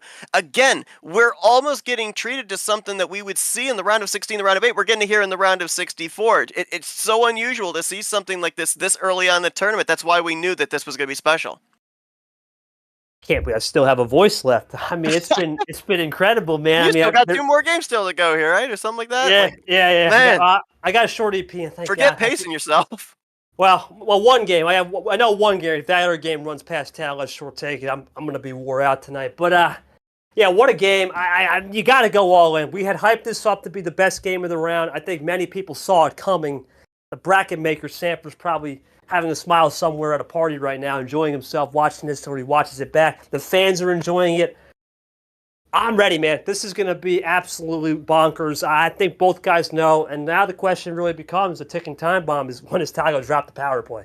Because we know it's going to be a run back most likely, and who can get the right edge is going to get the job done. I'll ask the question, but I think we know where we're headed. Christian Tagoe, it's Game 7. This definitely feels like a playoff atmosphere. Big moment, big stakes right here. What are we going to do for this last game, my friend? Just to be clear, you can't do anything other than 14, 13, and 11. Yep. Tease us with the 5. It says, nah, we'll go to the 15. Run it back. This ain't ALP or something. Here we go. Green 2. Into gone. Can you ask for anything better? Seth, let's get this on. It's going to be good. Let's see if we get the first switch in a second here. Again, now it's going to be about possession, but more so for Brad. You want that power play from Tagoe used defensively. You do not want it used offensively. If Tagoe can establish possession out of the gate here, as we see him immediately go into what it brings him to the dance, the light switches, if he establishes that possession early on, that makes the power play much more dangerous. Can Brad really just control it, right? He can play into it when he can, but can he control it? Because if he controls it, it's game for him on his end. This is going to be key. The aggression will have to be a little more with no power play. Backstop. Here we go. Brad taking his time. I was going to say, we might see a little bit more slower play style here from Brad. He's got to be very careful with each one of his moves here on this final game. That's the thing, right? In a sense, too, you got to look at this from another aspect. If Brad wants to really get this going, too, pace management is the one thing we may have not seen all day. Other than the draw save, but they were still going quick as we go into blue. Does Brad say, you know what? I have one last trick up my sleeve, and that's slow the pace down? A little PM could change the favor into his arsenal, too. It's a little mindset thing, but it could be the one thing Brad has. Tagoe, we know, one speed all day. He's going for it, sending it. Speed and everything. Only 2 times we saw the pace back down maybe a little bit was the ends of games 3 and 5 when Brad had to kind of consider his choices when Tagoe was down to check. That's really the only time we've had little breaks in the action. Tagoe, just aggressive hammer. Unbelievable. He hammers it right there. Wow. Yeah, that's a hammer play right there. Hammerhead shark type play set. Tagoe with the aggressive +6 back to Brad. And he could have just flipped it over from that blue 6 to red 6. That's a flex for sure. That is. That very much so is. And now having a 2-1 ratio, 18 cards for Brad, 9 cards for Tagoe. This is exactly what Tagoe needs to have himself in control, have a nice gap in terms of possession, still that power play. Now if you're Brad, now you got to start counting cards. You got to be looking at the situation of knowing that one lacking card there is, that's interesting. It's working, so Tagoe. It is. I mean, why? Now you got to start to question why right there. That's going to be. Oh man, Brad doesn't want to take a chance though. That's the only reason. Get Brad in a box maybe, but that is a interesting call. I know you want to stack the +2s to draw him back, but leaving it open on red where potentially you don't have any more. Brad with the 7. Tagoe not going to switch it. Interesting. So Brad eating into that possession a little bit. If he plays here, it's 4 possessions, and that +2 starts to become more interesting. That is an interesting one there. I get it to draw him back. I understand that. But knowing you're leaving yourself susceptible of being iced out on red. Now, okay, so the question is, was this a top deck draw with the red skip, or was he looking for a chain 100%. With the red skip to get over to another color? He may have had that red skip and just didn't want to play it yet. We've seen sometimes with those the only other thing I could think of is really left field here is I don't got anything other than those +2 ammos. Let's just try to go for the delta. Remember, he had won a game in Game 5 where he had such a big delta, and Brad had to use some of the ammo. Maybe it would work in his favor. So maybe it's a mind play. All I can think of. That's all I really got in the back of my head on that play for sure. Tagoe with those light switches again. Now we'll initiate into blue. Brad says not so fast. Brings it back to green. The number efficiency again there. Let's see if Tagoe had anything in reserve. He did use the red to green skip to bring it over to green, did Tagoe. Was that the last green he had there, or does he have more? He does have more. A little double play there. Now Brad's got to think, is this an ice out? Let's see. This is going to be crucial for Brad. He's down a lot of possessions here. That's the only thing I could think of why he did that. Said just throw him back to the Wolves and see if he could be the first one. Maybe it's just the tortoise versus the hare, right? Tagoe, he's going to be the hare. Brad will have to be the tortoise and climb his way through the muck. Let's see if this is going to work out. And again, remember, for Tagoe, he only has to chain 5 cards together. That missing link, the power play. Yeah. That's a gutsy call from Heat Brad to red. Check. At 13 back, that's something. I don't know about that one. That is. He's going to risk it, basically saying, okay, if you don't have the power play here, I'm going to go all in on a wild, and maybe we can try to get it back to where you had nothing. He's basically, it's going to work. Wow. Yes, it is. So basically, so what he's doing is he's basically saying, if you have a +4 that you were going to use to chain the end, I'm going to try to draw that out right here, or force you to have to draw a card, which Tagoe chooses the latter. It's almost basically an effective subliminal power play from Brad. It is. It is, yeah. It's a power play without the name power play. Yeah, that's pretty much what it is. And if it's a classic, then I don't even blame him. If it's really, there's only 2 options, right? You feel safe on a classic, or you take a gamble on a 0 because there's only three of them out of the left. So we'll see here. Let's see what we'll do. The left field play would be, let's just get out of it. That would be something. Now let's see what Brad does here.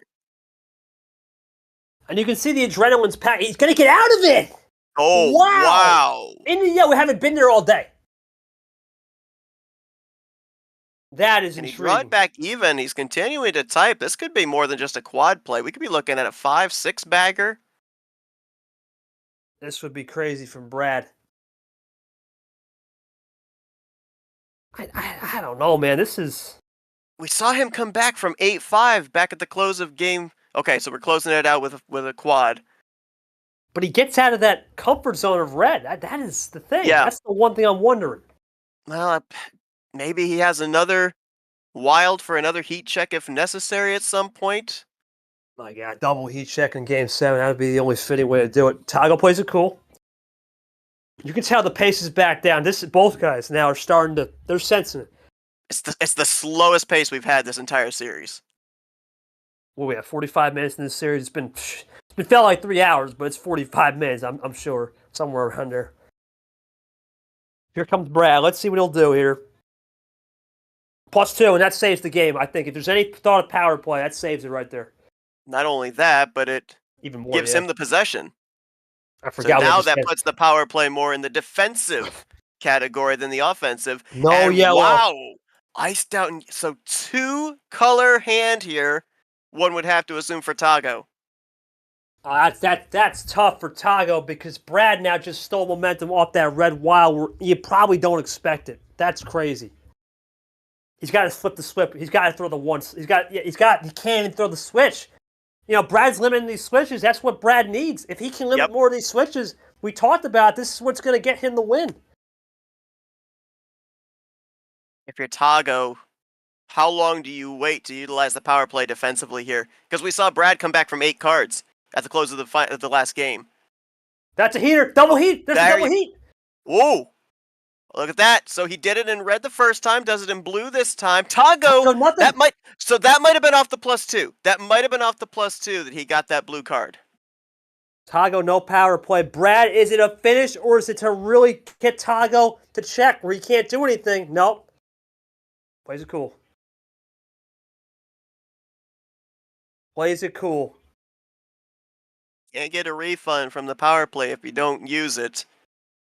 If Brad's able to pick up this victory... Yeah, here we go. Yeah, there it is. There it is. Is it defense? Let's see. Well... Defense. Yep, there it is. Defense. You see it. Yeah. Blue, red, it. Yep, defense. So that's not a winning move. It's just to get him even. But Brad, no matter what, has possession arrow. That's the thing. I like the play, though. You got to try something. I do. I like it a lot. Something. Unless it's the wrong number with the 8s, that's a great move. Or some workaround strat. Unless Brad needed a red to chain it for the win. Here we go. We've seen Brad get bit twice with the number efficiency. Oh, he had the +4. Backstage, Brad? Is it back pass, Brad? It Brad has to for be the win? You wouldn't play the Brad. +4 this early if it's not a finish. There's no power play. He's taking his time. This might be it. Backstage. No, it's not. Checked. Now he's going to check. It's checked. That power play saved Tagoe. That power had to. Wow. But that power play saved him. The game was going to be over. Absolutely did. That's a clutch play from Tagoe. But he's got nothing. This is Brad for the win. No. Are you kidding me? Wow. Now it's top deck luck. It's top deck luck. Brad with the possession arrow now. He's got the delta. What does he get? Brad loading up. Backstage, back past Brad. What does he got? Nothing. Oh, we're going to breathe a sigh of relief now. Now we're draw sitting it. Unbelievable power play. That saved the game. The game was over. Absolutely did.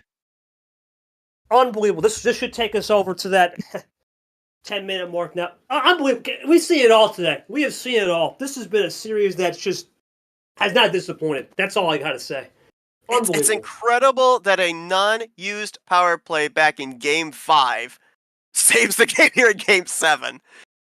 Like, what? Right, Topper, yeah. That's unbelievable, man. This game is straight. They top deck the same card. That is top crazy. deck a ditto. Okay. Lane's card. Ironic.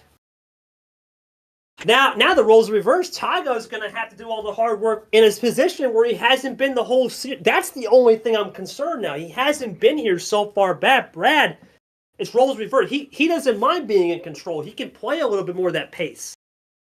Oh, this is intriguing. This is an intriguing one to say the least, man. Yeah, this is basically, in a way, this is basically kind of like the first game of a series, right? Where there's no power play in play anymore. It's even Stevens, but the possession is the deciding factor. And right now, Brad's got that. So the tough thing here for Tagoe is he may have a card that he can play for a light switch, but the problem is, with an 8-card difference, you don't want to open up an avenue for Brad to be able to find a way to the end either. Unless it's in... The only one I could say is red, because we have used the reverse skip mode, the red. That's probably the safest bet, but even then, there's still 3+4s. Those are bad boys sitting somewhere in the deck. That's risky, for sure. Also got I still can't get over that, man. That was unbelievable. I mean, Brad probably has it right there, and that power play gave him one card. We don't know what it is that changed the whole complexion of this at least individual game. Incredible. Also got 5+2 still out there, and I have to assume that if you're Tagoe, you might be holding on to those for a little bit more of a defensive play than anything. Brad gets his... They're always going to break it! Oh my goodness. He breaks it open. Okay. I mean, Brad's back at 7 cards now, so you might feel maybe a little bit more comfortable than when Brad was at 3 or 4 to break it open. Brad, nothing! Whoa. That was not in part of the whole script there, but... No. The question becomes is, what does Tagoe have on the numbers? Because one wrong number, Brad can flip it back to whatever. Oh man, 0 sugar, that's pretty safe, barring us. We never know. Nothing safe with this game. Topper, okay.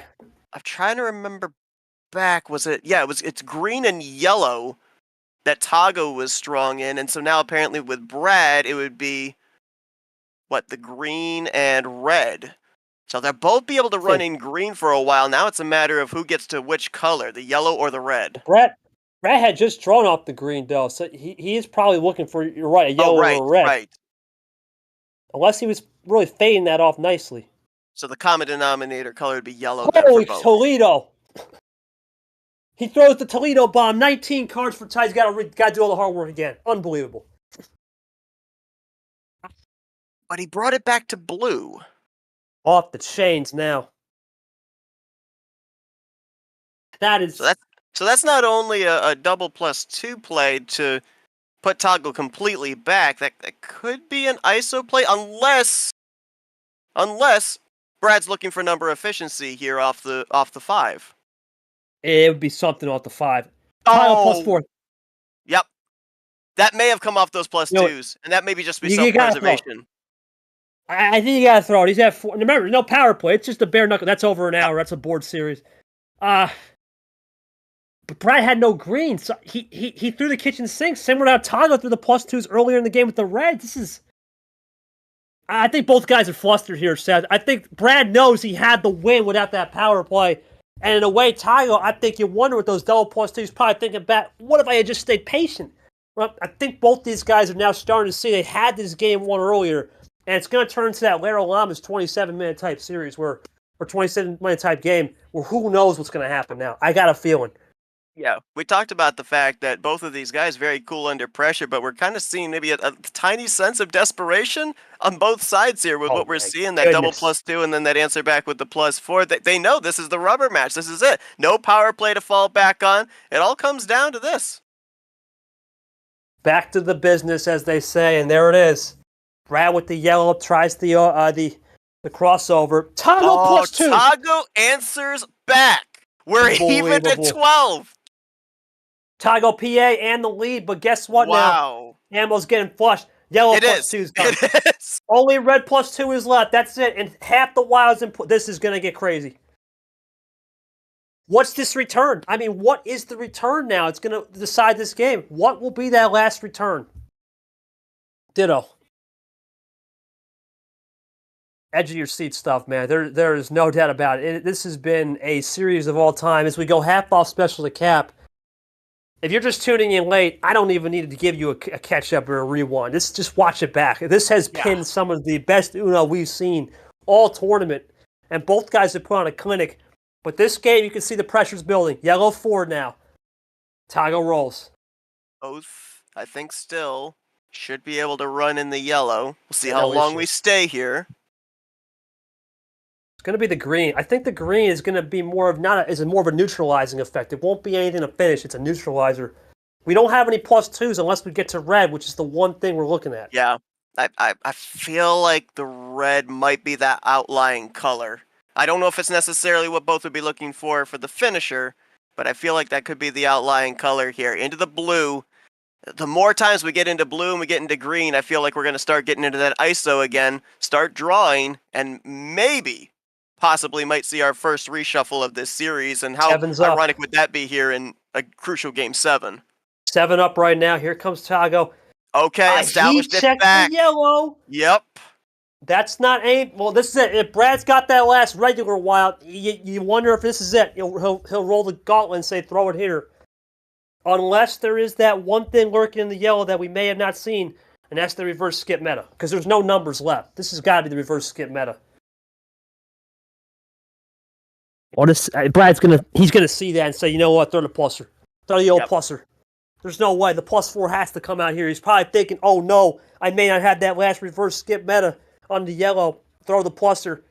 Keep this game extended. Here he comes. And does he bring it back to the blue maybe here? I don't know if he would have any blue, but no, great. He'll check it back to red instead.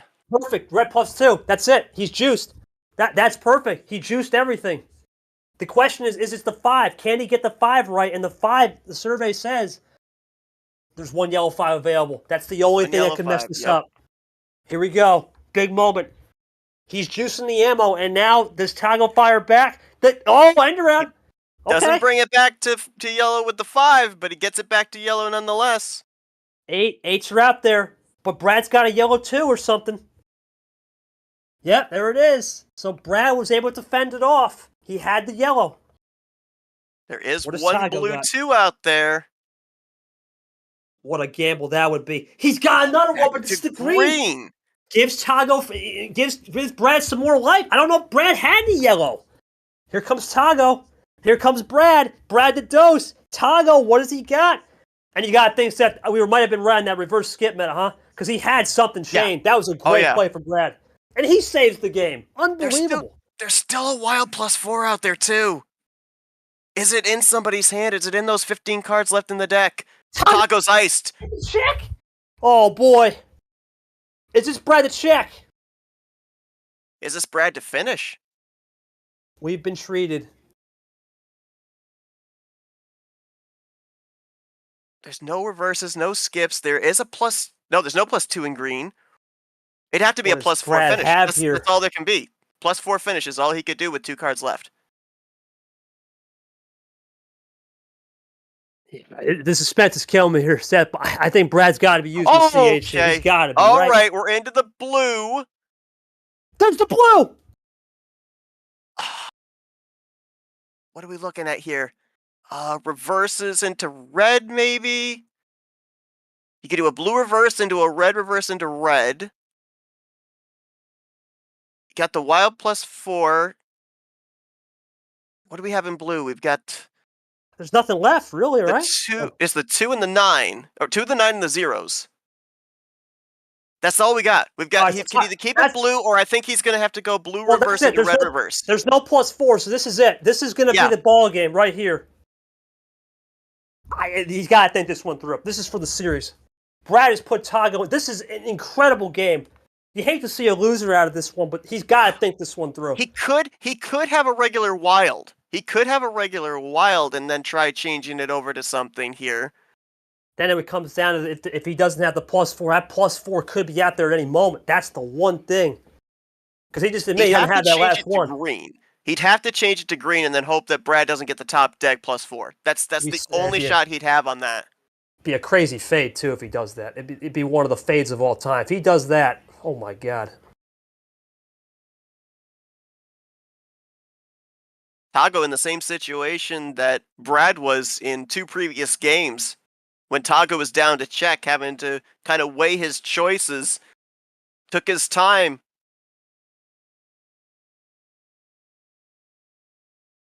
It's like painstakingly sitting through the credits at the end of a Marvel movie, waiting for that post-credit scene to come up here or something. Like, what's the next precursor for the next movie? I think he's got to use the CH. He said CH shines bright in these moments. It's got to be now. He's got to think, okay, I'm going to use my CH. It's got to be the wild. I think he's got to use the wild into green. Got it, right? If he's got it, he's got it. I mean, it's...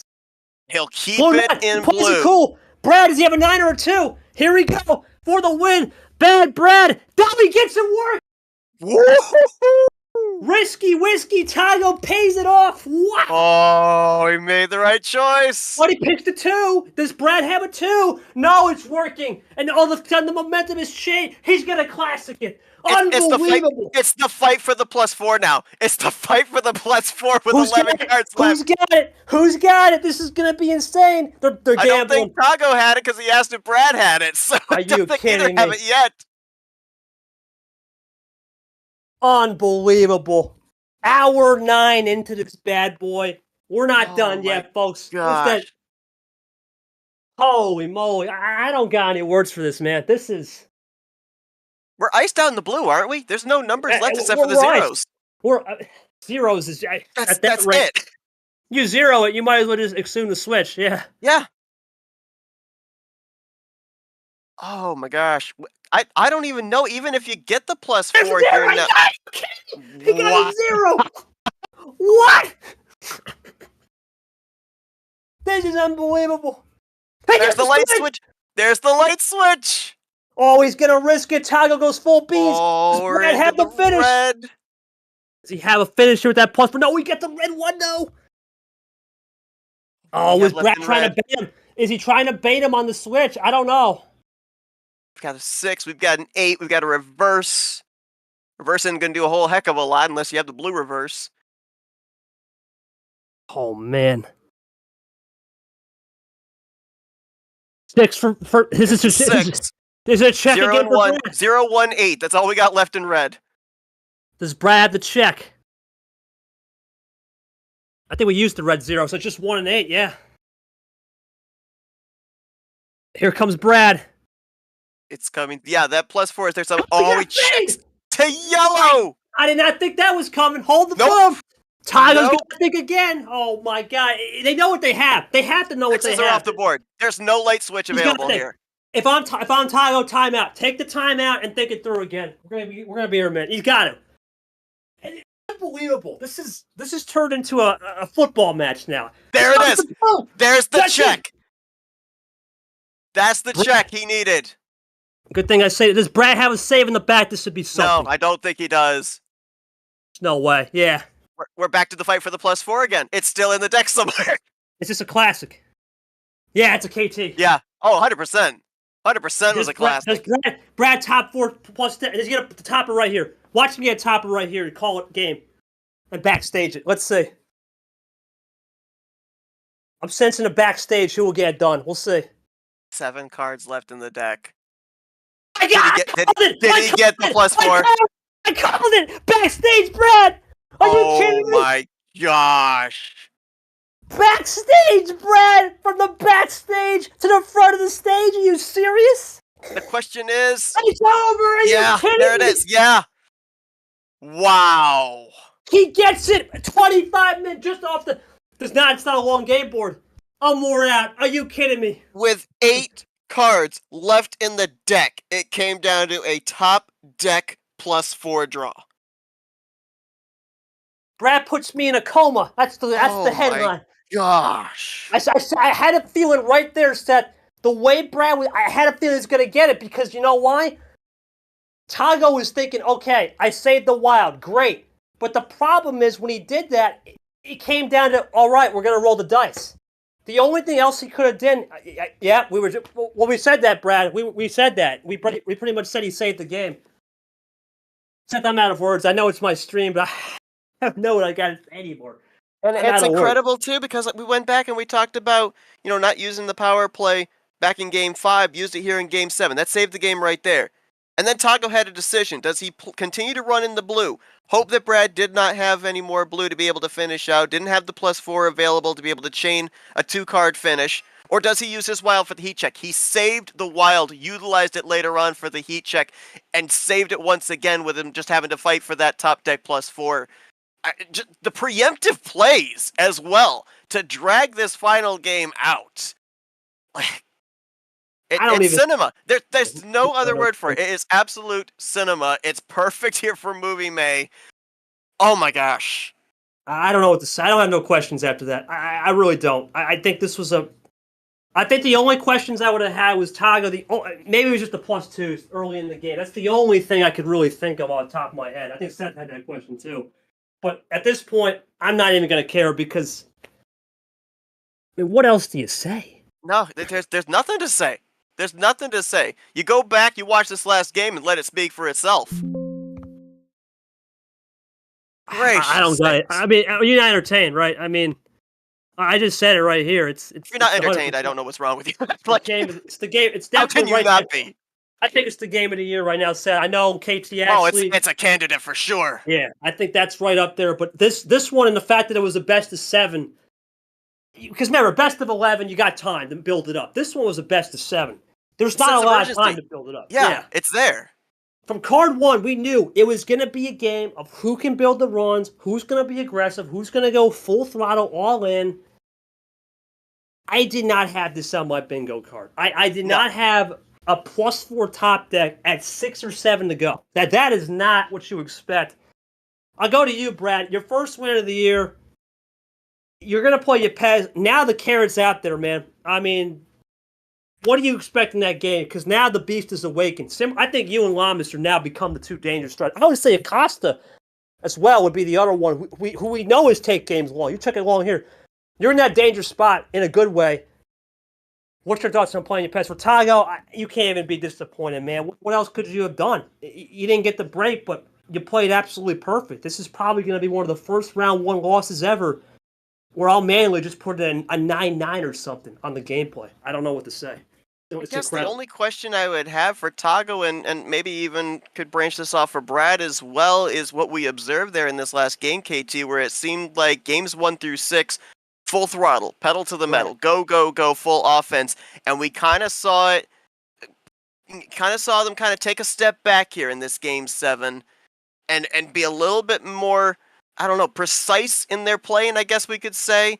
A little bit more conservative in what they did, made sure that every move they made was not going to come back to hit them in some way, because with it being a crucial final game 7, it kind of seemed like we mentally took a step back here in Game 7. I don't know if they would feel that same way, or if with the adrenaline I'm sure pumping here in Game 7, if they still felt they were still full offense, and it might be completely different from the player to the spectator. But I would be interested to kind of from the player mentality here in this Game 7, if they felt that they were a little bit more precision-based in what they played here as opposed to those first 6 games.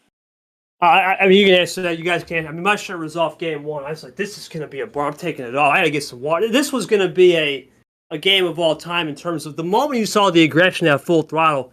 You can't see me right now. I've been pacing at my house. Just that was great. I hope the fans enjoy it, man. That's what Uno's all about. That's what this league's all about, right? We want to have excitement. I know there have been so many times where I watched the stream back, whether it's someone playing or I'm playing.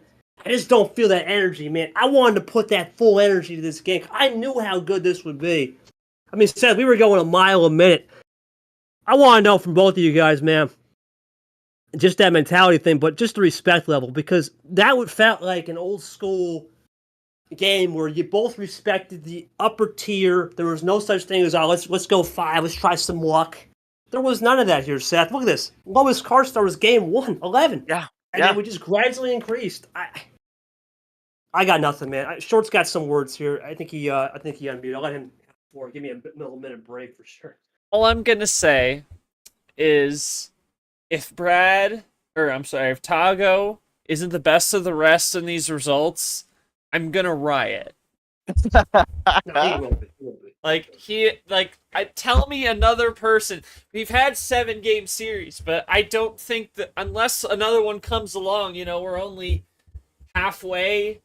Tell me another one that comes along that's gonna be better than this. Like, come on, yeah. this is. I'm with you. And for once, the expectations were met. We knew this was gonna be the series of the round, and it lived up to the billing, unlike some other ones. I would say this one and the second one would have to be non-Brock. And you know why they were the billing of the round? You think about it, I said those two because. What were they? Super League matches last year, right? And that when you had those kind of matches that are Super League caliber players from last year, let's call it 7 months ago, it's still fresh. It's still vivid. Let's not forget, even non-Brock, they had played a preseason match, and Brock won that one too, just to get the test of stream for Seth, ironically. So these guys just know each other, and they were able to put out 14 great games in both these 7 and last night's 7. You can't ask for any more now. I'm going to have to the sugar crash is going to have to come in here now, Seth. And I got to recalibrate for 7 o'clock or 7:30 and realize, okay, it's not the same game. How do I try to bring that? That's the beauty of this, right? Adrenaline How do you try to bring that excitement? I feel that. But I'll still bring it. I still have that professionalism because that's a good 7-10 line with Arya Chamet. But damn, what a game. I don't even know what they're going to. I don't even know what the quotes are going to be. We got time to work on it. How do we get these two to face off in T3 in 2026? Because it seems like T3 is their place, huh? Well, it's not in the same region. We got to go to an actual stadium. Call up the vendors. Hey, Tagoe, Brad, in person. No, I mean, they'll get it right. They'll get it. This is definitely. They'll understand the magnitude. This is on par with the likes of even though Knobs never beat non-Brock. Tagoe, Brad, Big Nick, KT Ashley, right? Even Sanford G, we're going to see next round. That's going to be a war. That might be a little more personal, but this is going to be what we want. We want these big-time matches. I don't even know what I'm saying anymore, Sal. I think I got to get out of here, but this has been insane to think. We've been here since, 3 o'clock? Not even, 2:45, and we've been here for 3 hours almost. I don't even know. Insane. 2.5 hours. Yeah, I'll see what these guys say. I don't know what to add. I got nothing. No, we crushed that junk. I mean, what more is there to say? I hope background Nick enjoyed. I know some other people were here. I hope you guys enjoyed the show, man. That was I'm wore out. I'm wore out, man. But I'll recoup and get some food in me, and we'll be okay for 7:30. But geez, it makes up for that game with Radden. No offense, and background that never happened. That's for sure. Background. Oh man. Yeah, it's just funny, man. Background been eating that popcorn over there. Well, you know what? He didn't get a chance, but I'm glad he at least saw this. Maybe that it doesn't make up for it, of course, ever, but at least it's something for sure. All right, I'll sign us off here. I mean, let me go to the pod and the schedule, and I'm going to go quickly to the pod because I'm losing my voice a little. Schedule, Ari at Shamik at 7:30. What a game Brad Tagoe was. It delivered 4-3 in favor of the 9 seed Brad. He'll move on to play Paz. Leah Bow, that's not happening, and that's going to be 9:30. Maybe I might give it the short even. Who knows, for at least the second half of that. I am definitely going to need a nice sleep tonight. Tagoe Brad is in the pod, but it's Brad moving on in one of the games of the year. All that's really left is Gon Camaro to settle on Thursday, too. We think Pez is moving on because of a DQ. We'll have that confirmation Monday. For Seth and myself, what else is there to say? Normally I have a really good ending. There's no ending for this, man. Just back. This was a classic. Have a good one. I'll see you at 7:30. Seth, thank you for coming out, brother. Speechless, no words. The cinema continues. Have a good night, everybody. We'll see you back in a couple hours.